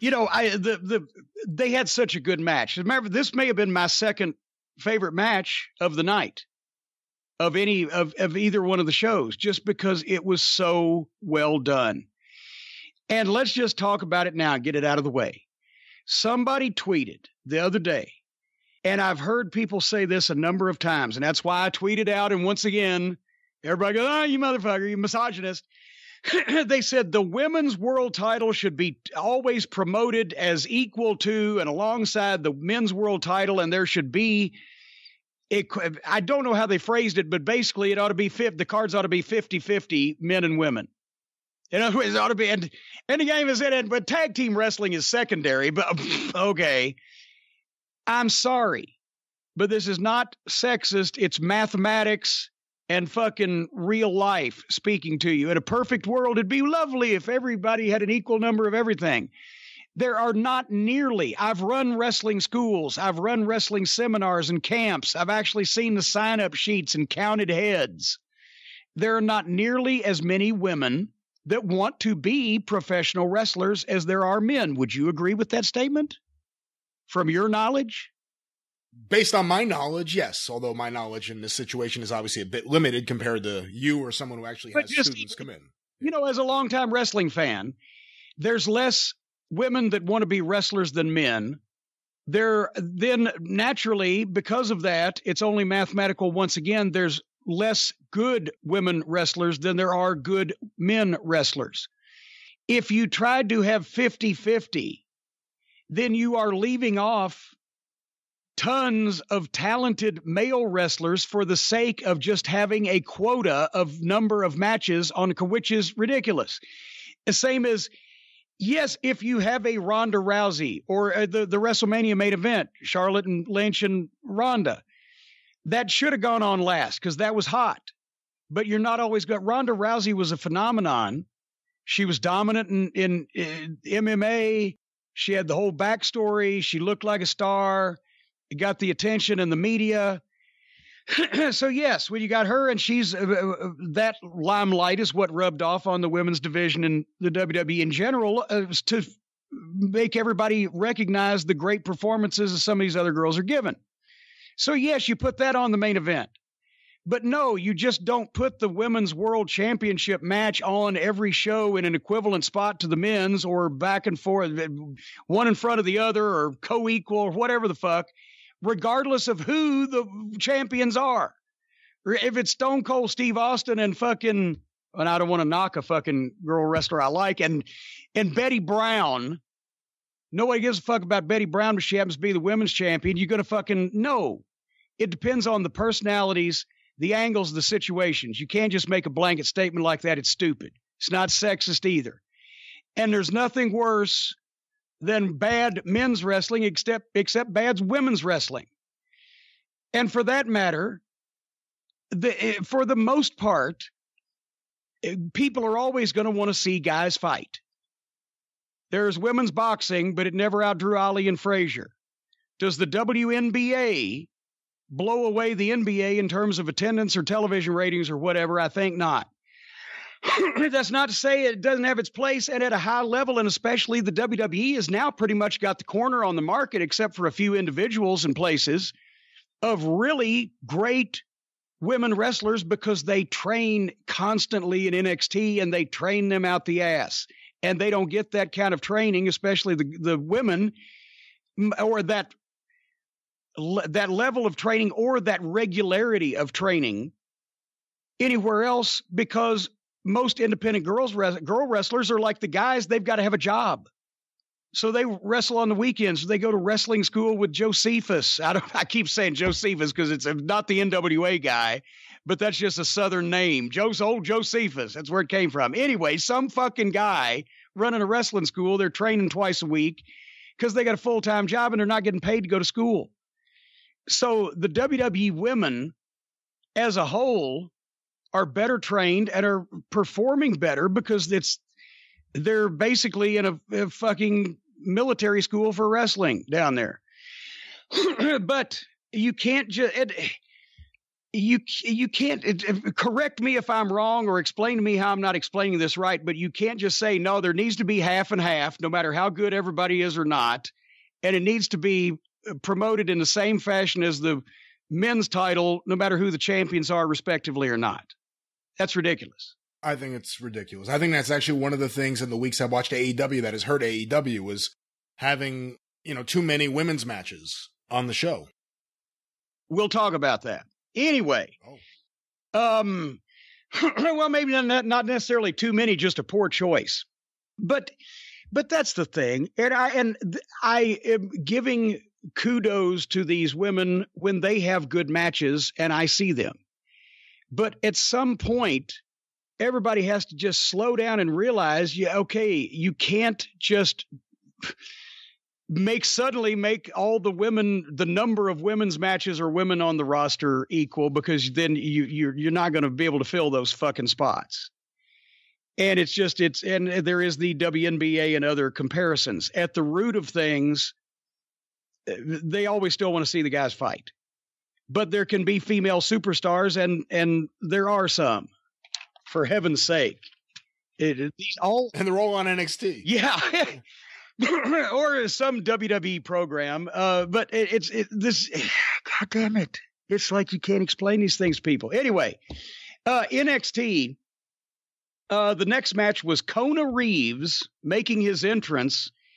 And then suddenly Ricochet just fucking levels him, boom, and he's never seen again. Just body blocked him, boom, and Ricochet goes to the ring, and the guy's never seen again. And of course, they say that William Regal approves the match and commentary voiceover like within 30 seconds. So this unplanned, maybe Ricochet said, "Hey, I'm going to go knock that guy out. Can I have his match?" Okay. But they could sure slow this down a little bit and just tell the fucking story, right? Have Regal come out and just wave okay or anything. It was run through. Yeah.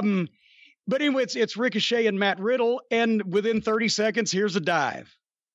And they're going to do that. There was at a time, Ricochet did a beautiful thing where he did a backflip into Riddle, capturing him with the armbar. And that was a cool move. But there was so much duck, dodge, backflip, reverse, etc. You can't process it. You can't follow it. It's obviously, even though they're doing this athletically at a high level, I'm not taking a piss out of them because I couldn't do any of those moves. But as we've said before, just because you can cut your own ear off doesn't make you Van Gogh. Just because you can do something doesn't mean you should at that speed over and over constantly. You can't process it. Then they start doing multiple kicks and strikes just back and forth. There's no set of heat. There's no comeback. There's no baby face. There's no pattern to this fucking thing. Then suddenly, did you get this finish? Nakamura and Cesaro show up and jump up on the apron, and both of them together, both the baby faces, Ricochet and Riddle, together nail the heels off the apron, and then Riddle rolls up Ricochet and gets a fucking quick one, as that Vince hates that. When guys would be trying to talk guys into, the booker be trying to talk a guy into doing a job, and he'd say, well, just let him catch a quick one. It's like, what's a quick one? It's supposed to be like a quick roll up or something, where I don't mind doing that job because it doesn't really look like he beat me. But anyway, the roll up, boom, and then the heels jump back and get heat on them, but then they make their own comebacks. And then Ricochet springs to the top and dives 20 feet onto Claudio, Cesaro. That's why he was out there, because Claudio's only got strong enough to catch him coming that far. And Nakamura is about to put Riddle away with something, and here comes Roderick Strong, who was in there for a fucking second and somehow just ran through and then got dumped out. I swear I saw him. I think somebody mentioned his name. And then here comes Finn Balor, and he and Matt Riddle getting a big fucking brawl, and Riddle runs Balor off, but everybody that we've previously seen's already gone. I got confused there. What do you think? I think at times in the show it worked, and at times it seemed like there was too much happening with NXT being under attack from SmackDown and Raw, and then SmackDown and Raw not liking each other. At times it was too much. At other times it worked. I agree with you that it seemed at times to me, I don't know if it's just because I like Ricochet, and I recognize that his style is a bit more of the choreographed wrestling style, but with the right opponent, I think it works. Yes. I don't think this, and I've liked Riddle too, but I don't think Riddle was the right opponent for this style of match, because too much of it seemed like, all right, not even like duck or do this. I'm ready to duck. I'm ready. Like that's the way. Come on, I'll boost you. Yeah. So. And once Ricochet is a great athlete, he does amazing shit. If he was having, for lack of a better word, pro wrestling matches instead of video game matches where you could get a bigger heel to fucking make him fight from underneath, and then he uncorks those big things and he wows the people, and then you get some heat on him and he makes a big comeback and does so. He doesn't do everything in one match. And you could have this guy is fully capable of having main event money drawing matches in the right situation. But this kind of match isn't it. The kind that they all want to do where they do all these cool moves back and forth to each other is not going to be the main event at WrestleMania. But anyway, I'm with you there. And sometimes it's confusing and sometimes it worked because they had they should have saved some of it, and the stuff that worked would have worked even more, in my opinion. We'll get into it. By the way, Cesaro with a hat, takes me a while to realize it's Cesaro. Yeah, I was what the fuck? But, and by the way, I made a note. It just sounds rotten when the announcers say live on the WWE network instead of live on pay-per-view. It just sounds, it doesn't sound like as big a deal. Okay, here comes the match, baby. The Revival, introduced at a combined weight of 446 pounds, like real grown men. And Fish and O'Reilly didn't get a weight, but we know Kyle is a little bit thin, but they can still go well over 400 I don't know why they didn't give him a weight. But anyway, just little things like that I liked. And I jotted down the times on the segment because I wanted to see how long they gave them, how long they went on the air and off the air. And from the time the bell rang, not just the entrance, from the time the bell rang until the time the finish, it was about 24 minutes. And they only were in commercial for about 6 of that. And I didn't think it was a long match. No, actually, I'm hearing you say this. I didn't time it out. I just watched it. I thought it was shorter than that. I didn't realize it was that long. From the open, and if you want to go back and watch this, folks, and I encourage you to, because it's the best tag team match you're going to see for a while. From the opening lockup, it looked like a wrestling match. They had that. You could tell from their attitude when you're over, you don't have to start at 100 miles an hour and start diving out of the fucking ring just instantly. And if it's a grudge match and it's a jump start, that's one thing. But just to fucking just run sprinting into a fucking match, when you're over, you don't have to do that. And they had the dueling chants because this was really a heel versus heel match at the heart of it. But the Revival were smart enough. They're not going to try to come in and out-heel the hometown heels in their own building, nor should they. So they worked like themselves, but there was a point where they got a nice long set of heat on Dash so that you could fucking tell who the heels and baby faces were. And the people are doing the dueling chants of FTR and Let's Go Era or whatever their chant is. But the point is, you knew what was going on. Everybody was in the right place. It was smart. All of the spots that they do, they build and have a payoff. And it's not just one payoff, but they'll build to something, boom. And if you think that might have been it, well, there's something else coming that's kind of flowing, and then a big payoff. And then there's a lull or a settle down. They pace their shit. They never step on their big fucking pops. Yes, I did see some backslap tags from Fish and O'Reilly, but the rest of this shit was so good. Like a fucking referee in the NBA Finals. I'm letting them play. They just did 3 minutes in the first segment, and then that deal with Kyle and Dawson doing the vertical suplex over the top rope was scary perfect. Yeah. It was scary and it was perfect. They did it just right, but there was no room for fucking error, and it looked tremendous. And because that was a big bump, that was their break spot. They didn't jump back up and start doing shit to each other. Of course, now in this match, there's no picture-in-picture. The one that I would have stood there with my fucking nose to the screen, right, like this, trying to see. They come back from the break, and they're in a running spot. As I've mentioned before, that's the best way to come back. They're in action, and it's Fish and O'Reilly doing their heat spot on Dash to cut him off and get some steam on him so he can sell and make a tag later. The thing it was presented as a contest. The heels were trying to win. Everybody's solid and aggressive. The work is good. They're not rushing, but they're doing everything they need to be doing. It's a tag team match in progress. Mauro Ranallo gave the cartwheel guard pass to Sakuraba, and I'm pretty sure Billy Robinson would have something to say about that. But anyway, Kyle O'Reilly's work is so different. He is a believable MMA worker. And Kyle has studied MMA, but he's obviously never done it at a high level like in the UFC. But he's studied it. But the thing is, a lot of the guys that actually fought in the UFC come to wrestling and try to wrestle like the wrestlers. And that's stupid. Your calling card is your shoot fighting, and you ought to be able to work that style. And instead, Kyle O'Reilly, to me, is the best MMA style worker in the business that I've seen, and has never fought in the UFC. What do you think? I mean, I think he's really good at it. I'm trying to think Brock Lesnar. I'm trying to think who would be better potentially. But see, here's the thing: Brock doesn't even do UFC or MMA style anymore. He just suplexes a bunch of motherfuckers. I'm talking about just the little nuances and the fighter stuff. I think he does it better than Riddle. I'll put it that way. Yeah. He's much more experienced too. Yeah, no, I can't disagree. Anyway, it's not about whether you can really do it or not. At this point, it's about whether you are a believable worker at it, and Kyle's very good.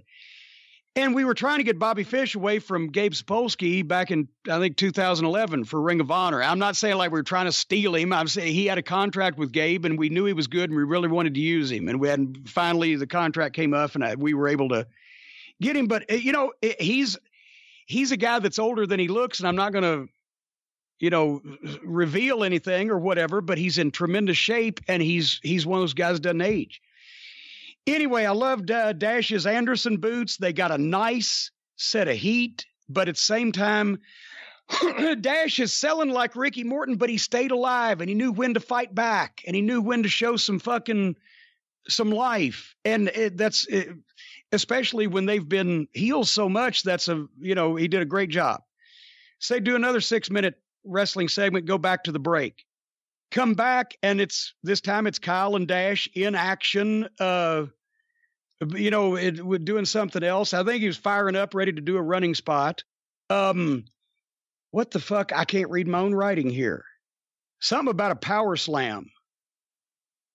What the fuck? Somebody did a good power slam. I don't fucking know. Anyway, the big thing, what a fucking hot tag. That was a hot tag. Dash has had the shit kicked out of him, and finally he's sagged by the ropes, and Fish runs at him, and he fucking ducks and pulls the rope down, and Fish goes out. And then Kyle and Dash both work together on this, but Dash, instead of going right to the left down the ropes to tag his partner, starts crawling as O'Reilly comes over to his partner, Dawson. So basically, Dash had to crawl behind KO so that he had to go through him too to get to his partner, which he did by jumping up, hitting a quick Hurricane Rana, and then jumping up and making a tag. And then I wouldn't have done this. At that point, Fish jerked Dawson's foot off the apron so that he landed on the floor, but he started his comeback on the floor and then rolled in and ran wild with the comeback. I just thought it hurt the level and volume of pop if he could have gotten the ring first and done some shit. But vanilla and chocolate on that. He runs wild with the fucking comeback, had some great false finishes. People are chanting tag team wrestling. Did you see O'Reilly's Bobby Eaton knee drop off top rope? Oh my God, yeah. To the middle of Dawson's back. Yeah. Yes, to the middle of the ring. So, anyway, then they started going into their twists and turns, and I couldn't keep track of them, but they all made sense. They flowed, they followed from one to the other. Nobody was out of place. Nothing stood out as Why the fuck would they do that? Nobody were obviously cooperating. The fucking suplex splash, the old Power and Glory thing, that was a huge fucking pop for a false finish. That's what I wrote in capital letters. This shit was great. And that the thing they did where they reversed whoever the fuck it was into the ropes, into the shatter machine, was next generation Midnight Express teamwork. Another big pop for a false finish. Yeah, because it looked fucking phenomenal. But that's if the Midnight had kept going, that maybe stuff they would have developed. That was in their flavor, but at the same time, even fucking more precise. So, amazing performances. If this was at I won't even say WrestleMania, because that crowd's all about just the fucking show and the fireworks and everything. But if tag teams were featured, if these guys were pushed to the level of their ability, if they were in an arena, an indoor arena with 10 or 15,000 people, this would have been remembered as a fucking classic match. I think just the fact that it was in a smaller place, even though it's on TV, 10,000 people would have been going crazy over that. If they were pushed at the right level and in that environment, the atmosphere would have been off the charts. But it was a long match, but it didn't fucking feel like it. And that's, anybody wants to learn how to have a tag team match, you can't go wrong watching that one. Now you give the Revival some love. Boy, we're so negative. We're so poisonous and cancerous. Well, people will say we're negative because I always say they're the best tag team in a generation, and people will go, how could you say that, the Young Bucks? But it's, in my eyes, for my level of fandom, Super Smash Brothers. The kind of wrestling I like, the Revival, are fantastic. And I actually think, I know I'm not supposed to call them Red Dragon anymore, but the Undisputed Era, Fish and O'Reilly, I think they're a fantastic tag team. I was really excited about this, excited to see how they played it out, being both heel tag teams, the home team versus the former home team. And I thought it was an excellent match. I wish it was in front of a bigger crowd, like you said. I wish there were no commercial breaks. But this is the kind of wrestling I wish there was more of. This is the kind of wrestling I became a big fan of years ago, and I still get excited when I see a match like this. Great job from everyone involved. You can show it to a non-fan, as they say, and they wouldn't hoot at it and go, well, this is stupid. They would go, wow, those guys fucking hitting each other. But it's pretty good athletic, whatever, right? There's nothing so silly or whatever. Anyway, and these are younger guys, except for Fish, and he's in great shape, but they look like athletes. They take their fucking profession seriously. They go about it in the right way. They work hard. What the fuck? You've got to credit performances like that as much as you have to take the piss out of some of the shit we're going to take the piss out of in a minute. Anyway. Well, I missed the beginning of the next segment. What was the next? It was Kaylee Ray and Dakota Kai. The next match, right? I did watch the match, yes. But did you see the women's War Games match package? No, you see, that's what I missed. I knew there was something I missed. That was what I missed. The women's War Games match package was fucking phenomenal. And they each got a sound bite, and it was edited well. It's more, top-notch WWE production staff production. So actually, the Women's War Games package was what I watched in this segment. I'm sorry. I had to I can't remember whether I had to piss or get a sandwich. I was working on Cornette's Collectibles, so I didn't pay close attention to this match. But the end of the match, after the finish, which I can't remember who won, the SmackDown team hits. And every single one of them, I think, is blonde. And then, so you couldn't, and then every girl on the roster hit the ring. The Raw and SmackDown and NXT, and they're all fighting, and it got sloppy and crazy. And yes, it was a lot of action, but once again, you couldn't process, and they're screaming girls' names, but there's no way to tell because there's like 14 girls in the ring at the same time. And here comes Nikki Cross in with a garbage can lid, and they're not even hitting people in the head with the garbage can lid anymore. She's trying to awkwardly hit people in the back and in the stomach or whatever with a garbage can lid. If they're it's like a low-fat Twinkie. If you're that worried about fucking fat, don't eat the Twinkie. If you're that worried about concussions with a garbage can lid, if you do it right, you're not going to hurt anybody, and it makes a nice noise. But if you're that worried about it, don't use the garbage can lid. But that segment, it was pitchy for me, dog. I wasn't crazy about the match. I've said it before. I really like Dakota Kai. I really think she could be a really good babyface. It's very easy for her to get sympathy. And I'm actually really high on her. In terms of the post-match brawl, I must admit, there were people in the ring, I had no idea who they were. There was one girl in like just a green jacket, I think. I was like, who is that? I have no idea who some of them were, but... Oh, that's old Greenie. You see? But I did like the one spot where they set up Io Shirai and Carrie, I guess her name now is Carrie Sane, because they used to be, I think, aligned in Japan. So I thought that was kind of cool, where they had those two ready to go at it. But there was a lot going. I didn't know a lot of what was going on in there, to be honest. Yeah. I finally saw the Viking Raiders, my old friend's War Machine, which was the next match against the Forgotten Sons, and there's 3 of them. One guy's outside on the floor, the other 2 wrestle. They have weird fake names that they've given them, and I can't keep them straight. But what the fuck with the poor Viking Raiders? I love that team. I love those guys. This made me love them more. When I managed them that one time, I thought they were fucking phenomenal. It was Hansen and Rowe, right? Is their names? I believe or their original names before fucking Igor and Stravinsky or whatever. Do you remember what their name was before the Viking? What is it? The Viking? Actually, I forget now. Experience. It was the Viking Experience. Yes, that's right. That was. Anyway, all I could think of watching this whole match was these poor guys. That is a horrible fucking gimmick. I don't like the fucking the attire. I don't like the names. I don't like the whole thing. It makes them look like 2 big fucking schlubs. And these guys are great. They can work. They look like badasses. I love the big man's agility, and his shit looks good but safe. It's to the trained eye. Everything they did, I was liking. Everything the Forgotten Sons did, I was just wishing that they'd stop doing shit so the Viking Raiders could do more. The finish fell apart. The guy went to hit the ropes, got hung on the ropes. I'm not a fan of their tag team moves. I didn't get a couple. This went too long, I thought. The one guy did the DVD, the Death Valley Driver on the apron, but missed the apron and just glanced off, which is even worse. The match came to a halt to kick Riker, the guy on the outside, to kick him out. And then the big man, because I can't remember which name is which, but did a dive, which is awesome, except it got too much and too contrived there at the end with them trying to work competitively with the Forgotten Sons.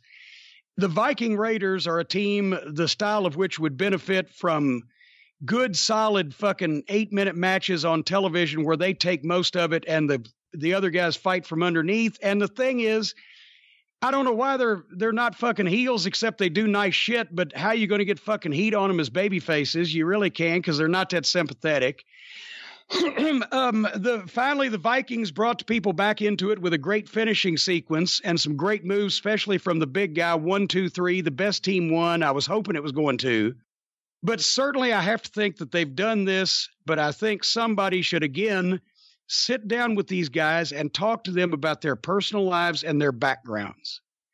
And there has to be something, either athletically or something that they can, in their backgrounds, or one of them that they can hang their hat on, that they could come up with a more legitimate, true-to-life, realistic-looking gimmick / attire / fucking name or whatever than the Viking Raiders. I don't believe anybody thinks they came over with Thor Heyerdahl or whatever. It's just stupid. Could they be bikers? Could they be tough guys of some description?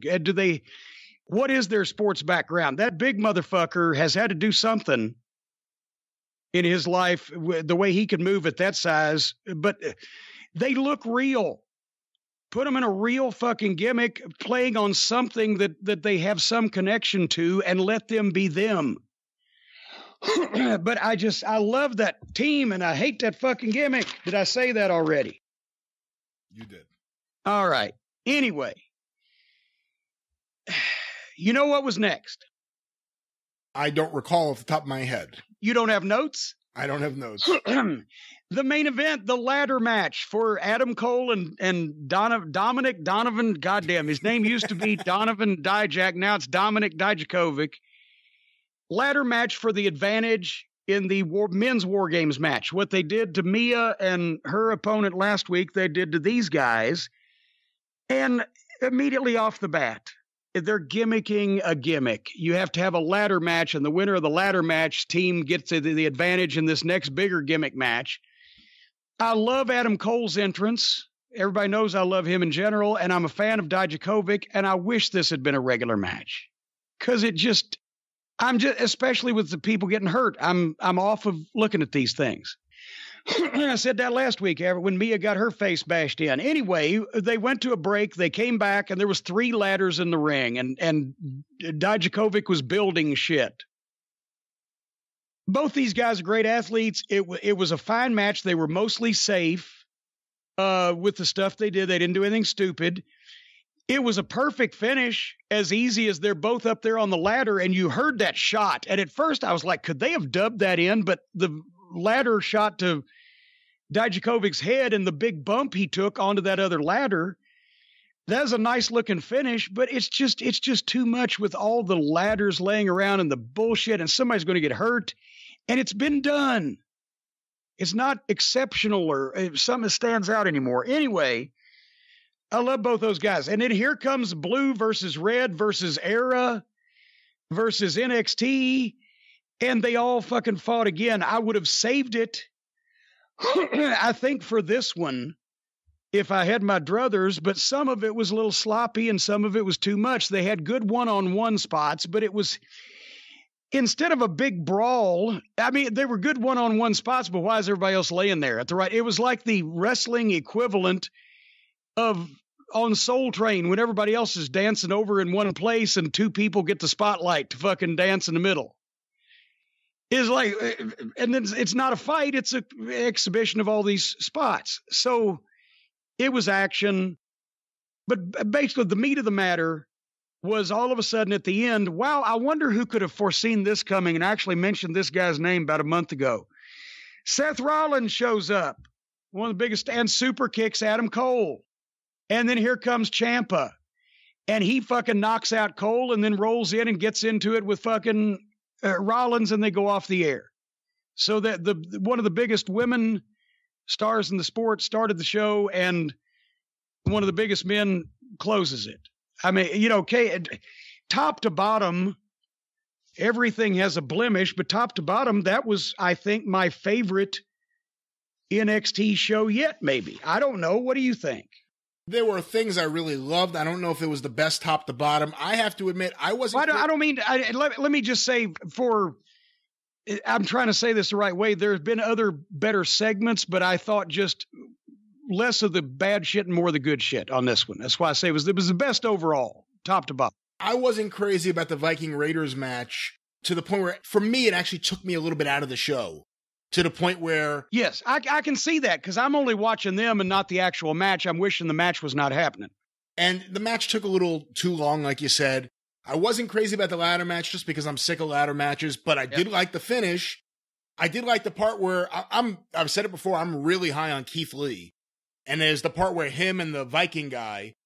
Is that Hansen? I don't know which one is which, to be honest. I can't remember which is which. But they both did the dueling dives, and... Yeah. Because they're bigger guys, it was like, you know, a bowling ball knocking out all the bowling pins. Just everyone went down. Rollins runs in. He's got heat right away because those fans are ready to kill him. You know, strong ending to the show. I find I'm always intrigued by Tommaso Ciampa. Like, what he's going to do. What are they going to do with him? And I really can't wait till we start seeing some good Ciampa matches on TV, because they positioned him in a great way. Let's see what they're going to do with him now. Yeah, and well, hopefully he'll be, because he's just come back from the other injury. But my God, that guy is almost fucking bionic. The major injuries he's had, he beats his recovery times. We showed footage on Ring of Honor back in 2011, one of the first Sinclair shows, of him training. He turns those big goddamn tractor truck tires over. He fucking hauls all his shit and pulls these sleds. He's a goddamn maniac. So anyway, well, now from the sublime to the ridiculous. This ain't going to take long, folks. All Elite Wrestling. I know you've been waiting on it. I'm not going to go into too much detail because it wasn't worth it. But fucking seriously, the opening match, the other dream match of the night. Nick Jackson versus Ray Phoenix. People are saying, oh, this and the Revival and the Undisputed Era is going to be incredible. You haven't watched this show, so when you go back, they had an audio issue. You could hear the announcers not as well as normal, but okay in the matches. But if music was playing or the crowd was up or they were in the transitions or whatever, I've heard a couple people mention this on the internet that I saw. You couldn't hear the fucking announcers. And in Excalibur's case, that's fucking bonus, but still. They never changed it or corrected it. They had some audio issue. But anyway, after watching 2 hours of NXT and watching the athletes on it, and then here, Nick Jackson is announced at 200 pounds. Ray Phoenix, I don't think, got a weight. After watching these professional athletes on the previous channel, I'm watching two guys who look average do an overly choreographed gymnastics routine. I don't know who the babyface or who the heel is. I don't know basically what they're fucking doing because they're just doing moves back and forth over and over. They did a spot where there's constant super kicks where they just trade them back and forth, bang, bang, bang, and they sell different each time for 1 second. But everything's so fast it doesn't register. And it's just a video game, and there's no semblance of a contest, and then Ray Phoenix wins. And that's it. What else can you say about these matches? There's no nuance. There's no story. There's no great hope spot where the babyface tries to triumph over what. It's just bing, bing, bing. What was Nick Jackson like as a single? I've never seen him wrestle as a single. He did the same shit. His brother just wasn't there with him. I mean, I don't know. He does the same shit he always does. Second match. I said we'd move along, and I will. Britt Baker versus Hikaru Shida. And the first thing I wrote was, this has got to be a rib. Kenny Olivier is going to book every female wrestler in Japan. Same thing. Here is Britt Baker. She is, I've heard a dentist. I don't know where I heard that, but she's got a degree. She's a professional medical personnel. She's pretty. She's well-spoken. You can build around this mainstream interviews, mainstream news outlets. What a wonderful story. Send her to fucking speak to school groups or to groups of girls, young girls on what do you want to be when you grow up? Well, I'd like to be a dentist. Well, here's Britt, whatever the fuck, right?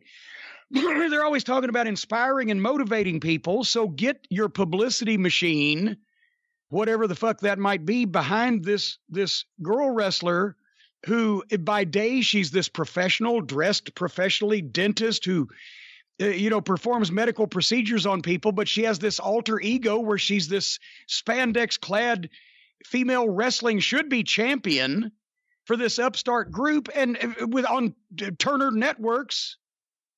And get her out there telling her story. But instead, after watching Becky Lynch versus Rhea Ripley, first of all, there's no face and no heel here either. They worked hard, but it went through a break. It went too long. And then here was the finish. Shida hits Britt Baker with this deadly looking fucking knee.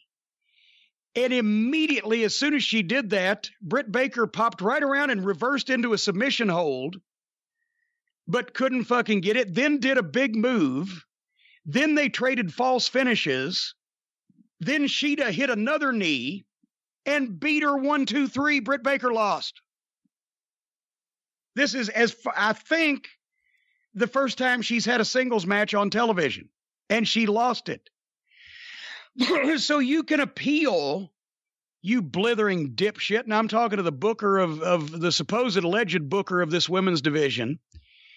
You can appeal to half of the 350 million people in the United States by presenting this well-spoken, professional, articulate, good-looking, successful professional who's also a wrestler by night, and have her go out there and push her and get her in mainstream news media and press junkets and etc. And she can identify with, or people or half the country can identify with her, the female half, aspire to be a professional, if they're a little girl, whatever. Or you can push a girl wrestler to fans of Japanese anime. And that's what they did. I didn't see the match. Shit. I didn't see the match. But let me ask you a question, because I agree with you. I think Britt Baker has a ton of potential. I think, I've said it before, that they may be doing a disservice putting her in there and having her work. Putting her in there with these girls for too long. Well, I think that she needs a little more seasoning. But beyond that, I agree with you that she's pretty. She can talk. They did a promo package with her. I don't remember if it was for the pay-per-view or if it was something. It may have been for the Bea Priestley match. And I thought she was great in it. Do you think maybe, and I agree with you, she's someone who can go do media and stuff, but do you think maybe she'd be better as a heel? No, not now, because they should be just trying to get people interested, outside people, new fans, as they say. Not the people that like this fucking shit from fucking Japan because they've been trading tapes or watching whatever the fuck they do these days for goddamn however long. But no, actual normal people that might be watching TNT. And she's not the second coming of Mildred Burke in the ring. But if you have 6 to 8 minute matches and you have a group of experienced girls to stand about to put her over, and you concentrate on fleshing out her personality with little packages before the matches and don't try to make her have the goddamn WrestleMania main event, then you do that for a few months, you will get some traction. And then when it comes along, you've got another great babyface that you've got available to you that will actually get over in the United States of America where the television program is airing, instead of a niche market for fucking, Japanese child girl wrestling fans or whatever the fuck. Then maybe you think about switching her heel because she's jealous of the new girl. But in the meantime, you've started off and you've established that there is a talented person behind this that is an alter ego of this. They're pushing all the fucking Japanese girls that look like video anime characters and ignoring the fact that they're not in fucking Japan, because Olivier probably in his mind still is. That's the point I'm making. No, he can't get back into Japan. Well, whatever the fuck. And the point is pick an American girl with a great backstory and that can do press. It's not that fucking hard. Anyway, you got to watch the show if just for this next. I can't describe it. The only thing I wrote was, you got to be kidding me. What is that? They did a video to help flesh out the Dark Order's gimmick. Oh, no. You just did. Oh, no. No, I think it was a different tone. Oh, no. I think my oh, no here was a different tone. The Dark Order conjure up a different oh, no than... They spent money on this. They hired people to play parts in this. They went on location in this. The Dark Order wasn't really in it. But you'll see it. When you see it, you'll understand. But this was as bad or worse than when WCW shot the fucking video of the midget blowing up the boat to lead to that beach brawl. Oh, no. And oh, no. and it was and that was 1993. It was so fucking panned, or not, late 92. 93. 93. Okay. It was so fucking panned that when I had the meeting with Watts and we did the deal where we invaded WCW, the Heavenly Bodies Rock and Roll Express match, and et cetera. When I had the meeting, I said, I tell you what, I guarantee you they spent $50,000 to shoot that fucking stupid video that he hated too, that Turner Home Entertainment did. I said, I guarantee they spent $50,000 to expose the business and make it all look like fucking lunacy. So I'll charge you $25,000 for this fucking angle that will fucking do business on your pay-per-view. That's how we set the price for Smoky Mountain's payment for the fucking match. And by the way, just for the record, because someone will jump on us, I think you got the order wrong. While I think his name was Cheatham, the little person, he blew up the boat. I can't believe I'm talking about this seriously. He blew up the boat in the summer of 93 while everyone was on the beach with children. But before that, I know he was in the Spin the Wheel, Make the Deal video with Jake Roberts. And he may have also been in, it's been a while since I've seen this. Whatever video the White Castle video they did. That may have been it. Yeah, that's what I'm thinking. Yeah. Anyway, real quickly, you got to watch the Dark Order video. Somebody watch that and tell me not only what the fuck they're even doing, But why that somebody would let that fucking thing go on national television? Anyway, here comes the Battle Royal. Oh, no, they had a Battle Royal? Oh, no. Oh, yes. And it's a diamond ring Battle Royal where the last two guys go to the pay-per-view and a single match, and then they win the Battle Royal, or they win the diamond ring, right? So, because only Billy Gunn's entrance was actually on air, and the announcers rattled off these guys' names. What do they call him? Billy Gunn. Oh, okay. He owns the rights to his own name. They were the Guns smoking guns in Florida before they went to the WWF. No, they weren't. I believe, were they not? They were. I forget their name now, but they had a different name. They worked for Eddie Mansfield actually in Florida. Different name though. They weren't the Smoking Guns until they got to the WWF in '93. Somewhere or another, it was Billy Gunn. At least that's what I heard. But I know him anyway. 1, 2, 3, 4, 5, 6, 7, 8, 9, 10, 11. Yeah, I got all 12 of them. Listen to this cast of characters. Billy Gunn, MJF, Jimmy Havoc, Jelly Nutella, Kip Sabian, Chuck Taylor, Orange Pockets Cassidy, Jungle Boy, Marco Stuntfuck, Adam Page, Sonny Kiss, and Pentagon. So they've got main event guys in there with not only curtain jerkers, but people who shouldn't even be jerking a curtain.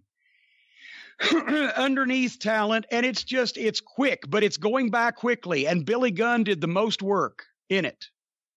You know, you said they had main event guys in there, and, you know, I hear Adam Page and Pentagon Jr., and obviously his brother was in an earlier match. I can understand why he's in there, but unless they did something, why would MJF be in there if he's in the middle of one of their main feuds? What's he doing in the Freak Show Battle Royal? Well, we're going to get there. It does make sense, even though it was a stupid thing to do. It'll make sense in the end. It's just they could have done anything else and it'd been better. Okay. But anyway, it was quick. Billy Gunn did most of the work. A lot of guys just went off in the corner. But here's the first thing that happened was Pentagon comes out with his brother. The brother's going to second him, right? They're standing in the corner, and his brother Phoenix takes the mask off, and it's Chris Daniels. And fucking Pentagon's like, oh my God. And he gets dumped immediately. Boom, right at the start. So Pentagon walked to the ring with this fucking guy and didn't know it was his worst enemy instead of his fucking brother. So this is now, 2 weeks in a row where Christopher Daniels had either a Pentagon or a Phoenix mask, and he fooled Pentagon twice. Yeah. Fool me once, shame on you. Fool me twice, it's AEW. So anyway, it started happening fast. There were 3 dives outside the ring within seconds. Sonny Kiss gets with fucking Billy Gunn and fucking pulls up on a shoot off or whatever and starts, what do they call it, twerking at Billy Gunn. And Billy Gunn turns around and says, well, I'll show you my ass. Right. And as he does that, MJF fucking dumps Sonny Kiss. Right. So there's going to be a pattern developing. But so then Billy Gunn turns around and gets mad that, you know, they interrupted that. And then they get jumped and everybody else starts. Billy Gunn was working like Andre, which is who he looked like, because he's a fucking big guy. And most of the rest of these people are goddamn, you know, tiny. He took out some of the trash. He dumped a couple of the fucking people. I swear to God, you watch this tape. Anybody else that watched this show, go back and watch it again. Does Jelly Nutella in the Battle Royal just start at one side of the ring and run from one side to the other kind of diagonally and dive through the ropes and eliminate himself? And I don't know if anybody was there. Doesn't surprise me. But no, somebody check me if you can figure out where he was going or what he did. Maybe the camera missed it. I don't fucking know. And then right before they go to a break, they did go to a break, even though people were getting dumped quick. Fucking Jimmy Havoc gets a staple gun and starts staple gunning everybody. And then I wrote, this fucking freak. This is so stupid.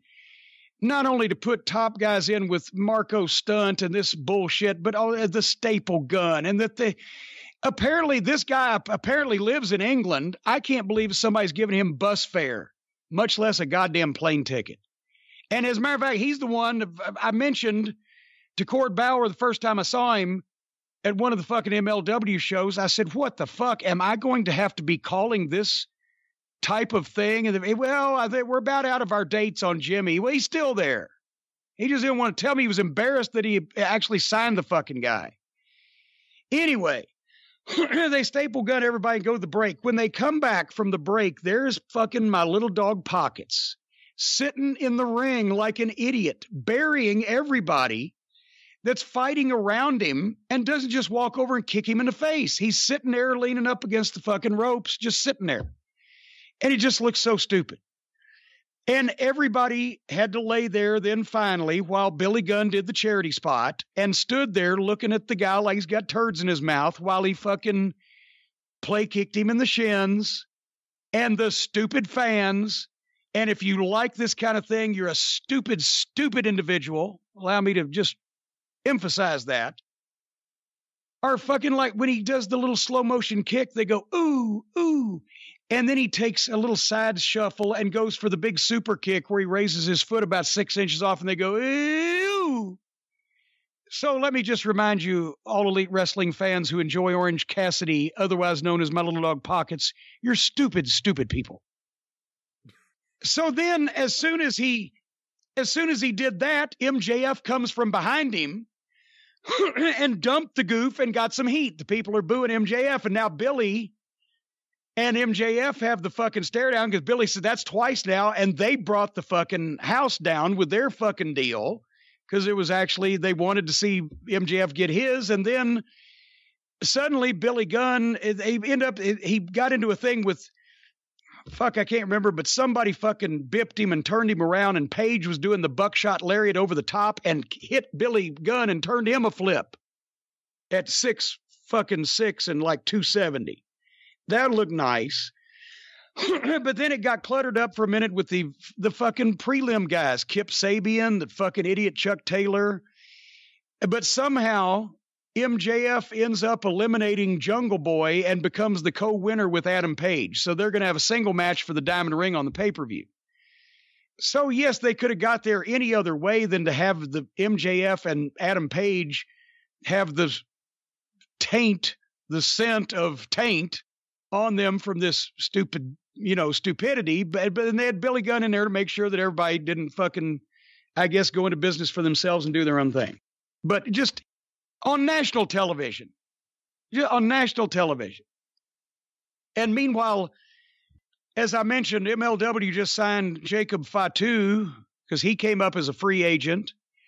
Boy, there's that Alexander Hammerstone. I'm not trying to raid MLW, but I'm seeing all this talent that if I was a billionaire, I'd have gone and picked up. And instead, they've signed people that they're so embarrassed that they can't put them on a television show for any length of time. They have to hide them in a group of these dimwits and get them out quick because they're embarrassed. And then they put them on fucking dark matches. Hammerstone's going to be a star. If the right person gets a hold of him. Oh, he's going to make a ton of money. Yeah, he's great. He's going to be farting through silk, as Nick Gulas used to say. Anyway, the next segment, Chris Jericho comes out for a live interview with Jake Hager by his side. This was a decent promo to start out with, but after the rest of this show, it was fucking pure gold, sexual pleasure. Then SCU interrupts. As you'll recall, last week, Scorpio Sky beat Jericho in a tag match, got to fall on him.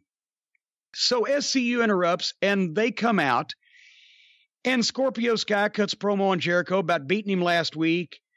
Here's the thing. He delivered his material well, but they were kind of joking around and laughing, everybody smiling and joking, and they're going to goad Jericho into agreeing to a title match next week. But it's just, it was written. It was stagey. And they were kind of smiling and joking about it. And Jericho's trying. But SCU didn't get serious till Sky got serious at the end after it already sucked him into it. And it just played like they're doing a wrestling skit. So they suckered Jericho into a title match for next week. But they were all working together to do an entertainment segment. It had no fucking credibility or real. And then finally they get in a schmoz. As soon as Sky hits him with, I'm going to beat you, and boom. They heels get the heat on SCU, and that was decent. But then here comes Marco Stunt and Jungle Boy, and they get laid out. And here comes Luchasaurus, who has a face-off with Jake Hager, and then Hager backs out. Nobody even pulls him out. But Hager, he's a huge, legitimate guy, and he stands there when the no expression is even good. But the way he dresses, he looks like he's working for Century 21. How would you have him dress? Any other goddamn way that a big fucking badass fucking guy rather than a goddamn polo shirt and a pair of slacks. I mean, it just looks, he looks like he's a rich guy that took his kids to fucking Baskin Robbins on a Sunday. I don't know. I haven't seen this yet, obviously. Was Luchasaurus bigger than Hager when they were next to each other? Body-wise, yes. Height-wise, round about the same thing. I wasn't really looking for it, but there was not a, massive difference. I wasn't sure how tall he was. I knew he was a taller guy. I didn't know if if they were the same size. That's my question. Dutch Mantel said something like that on commentary at Smoky Mountain one time. He said, well, so-and-so's heavier than so-and-so, but so-and-so's taller than so-and-so. Well, I guess if they weren't, they'd both be the same size. Anyway, Luchasaurus stuck around, and here, as we come from the break, guess what the match is? Luchasaurus versus the librarian Peter Avalon. Why wasn't he in the Battle Royal? Who knows? Well, and the thing is, Avalon, they let him do a brief promo, and he's horrible. I mean, he's not a horrible promo. It looks like shit, and it's a rotten gimmick. And in the rest of this shit, he looks even more low rent because there's so many other low rent people around him. And then it's just a squash. So, but Luchasaurus could have actually beaten a fucking legitimate looking athlete in the same amount of time, and you didn't need to give the guy a promo beforehand. They've signed this fucking guy because somebody farted this fucking stupid idea out, and now I guess they've got to justify that it exists. I don't fucking know. Next match, real quick. Santana and Ortiz against Private Party. This match went forever through 2 breaks. It fell apart at one point. Santana and Ortiz, one of them missed a referee leg pull spot where Paul Turner went down to cover 1, 2, and you even see him sticking his leg at the 2 farther toward the ropes behind him. And then he held up the 3 and looked around him even though nobody had touched him. And no. Didn't that happen before in AEW? Well, it may have, but it happened again. And then the guy that was supposed to be there he got there a minute later, and the people booed. It was obvious. This was all over the place. Santana and Ortiz's outfits, they look like house painters. And of course, JR got heat because talking about the wrestling heels, when they're trying to get heat on the babyface later on, they pull out a pair of handcuffs, they're going to handcuff the babyface. JR says the old line about the heels, well, I bet he's had some experience wearing those. Oh, no, JR, they're Puerto Ricans. Does that mean they have to be criminal? You're racist. Fuck you. They're heels. That means they're criminals. Anyway, Matt Jackson came out and stole the slapjack from a member of Proud and Powerful instead of Private Party. A lot of P's here, popping our P's. But the slapjack got stolen, and then Private Party hit that goddamn finish, that Hurricane Rana into a fucking RKO in the middle of the ring. They never miss. And I don't even know how the guys don't fuck up trying to take it. But that thing's beautiful. And they hit that, boom, 1, 2, 3. So it was an independent wrestling match where there wasn't anybody to have any control over this and keep the pace of things. Anyway, then Dustin Rhodes and Sammy Guevara came out with his phone allegedly broadcasting, but they didn't show it. Dustin Rhodes hits the ring and lays out everybody, Santana, Ortiz, and Sammy Guevara. I'm not sure. I don't know what the fuck. I know Dustin had something to do with him. Anyway, real quickly, the next promo was Kenny Olivier, close-up of him doing a bench, right? He's benching. And you see the arms go and the bar go up and down. You see his face. It was either Kenny Olivier or Harpo Marx, one or the other. I'm not sure. And then he sits up and he does a promo. And he even does jazz hands in the promo, Brian. He does jazz hands in his promos. And he talked about blah, blah, blah. Well, I don't know what he was saying because I don't care. He doesn't sound convincing. He sounds dweebish.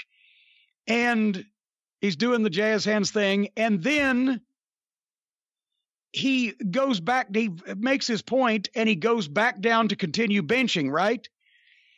And he tells his spotter, who you've never seen, but now they're starting to pull back, and it's fucking Baby Oil guy. Knock it the fuck off, get off my fucking television.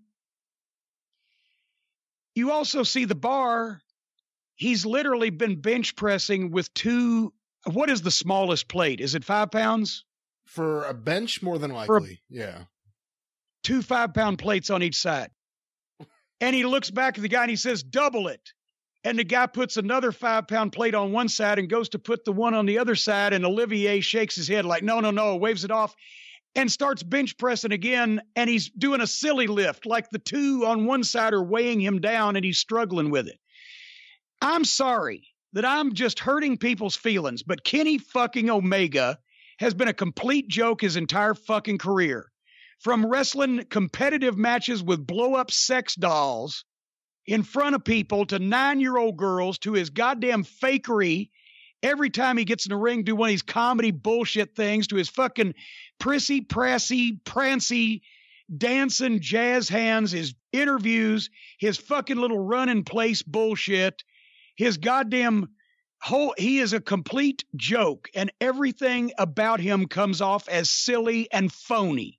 And he does nothing to change that perception by trying to struggle to bench 7.5 fucking pounds with his fucking goofy fucking facial expressions. Somebody prove me wrong. He's an embarrassment. And it makes me mad for all the people who have been the greatest wrestler in the world for these fucking nitwits to call him the greatest wrestler in the world.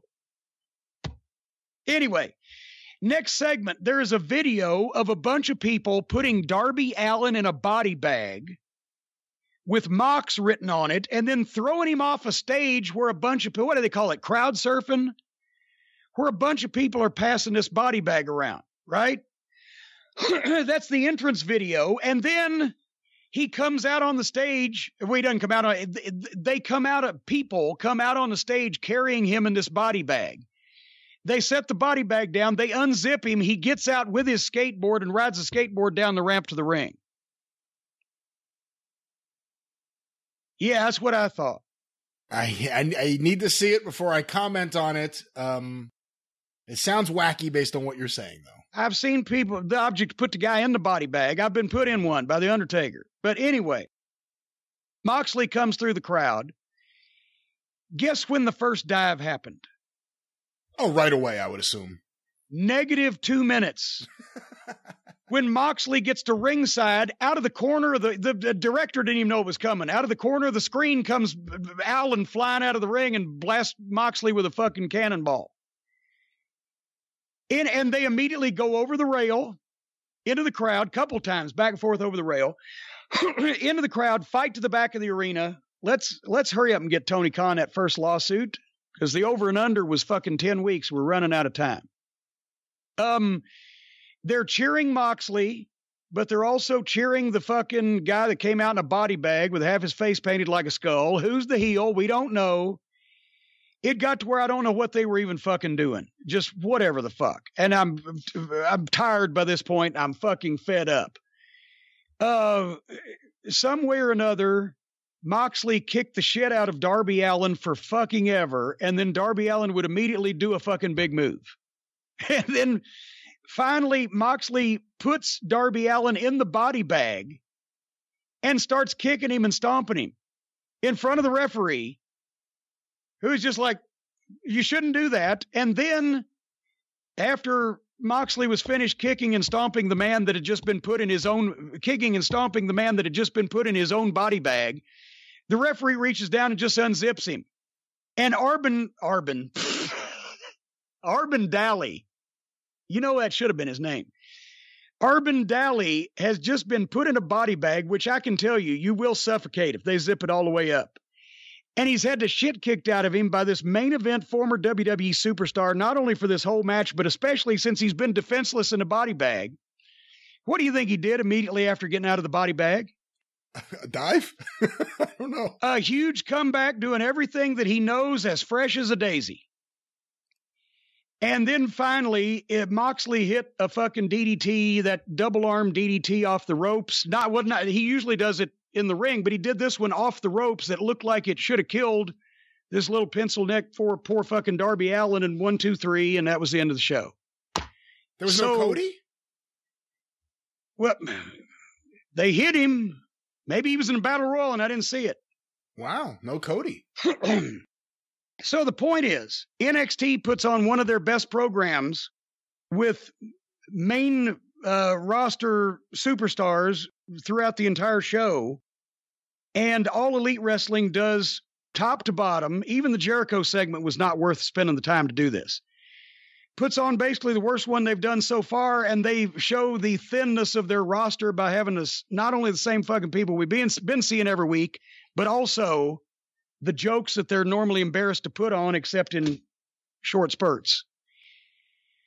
So it'll be interesting to see what the ratings are, but it'll be even more interesting to see what the ratings are in about 3 months when people have smartened up to this and they got nowhere else to go. Because they've done everything. All Elite Wrestling, they've before they even hit television, they were doing lights out, unsanctioned, anything goes, staple your dick to your fucking lip matches. So good luck to them. It's been a long show today. We need to make like cow shit and hit the trail, don't we? It has been a long show indeed, yes. Well, in that case, let's make like cow shit and hit the trail, folks. I guess unless they cancel the internet, we'll be back here next week. But once again, please, if you liked the NWA show, watch it. Just because Lagana could have done his job better and not stirred me up so much doesn't mean that we ought to punish everybody. So no harm there. And I will be home filling the Cornette's Collectibles orders, which are coming in. And thank you very much, because I said I'm just a poor Southern boy, don't know where his next meal is coming from, but I bet you it might be a bucket of chicken. Anyway, until next week, where we're going to get on the bus for the holiday edition of the Jim Cornette Experience, or until Sunday or Monday when we see you on the drive-thru. For Brian, that humble and lovable newsboy, I am the hated and reviled Jim Cornette, and we will see you later.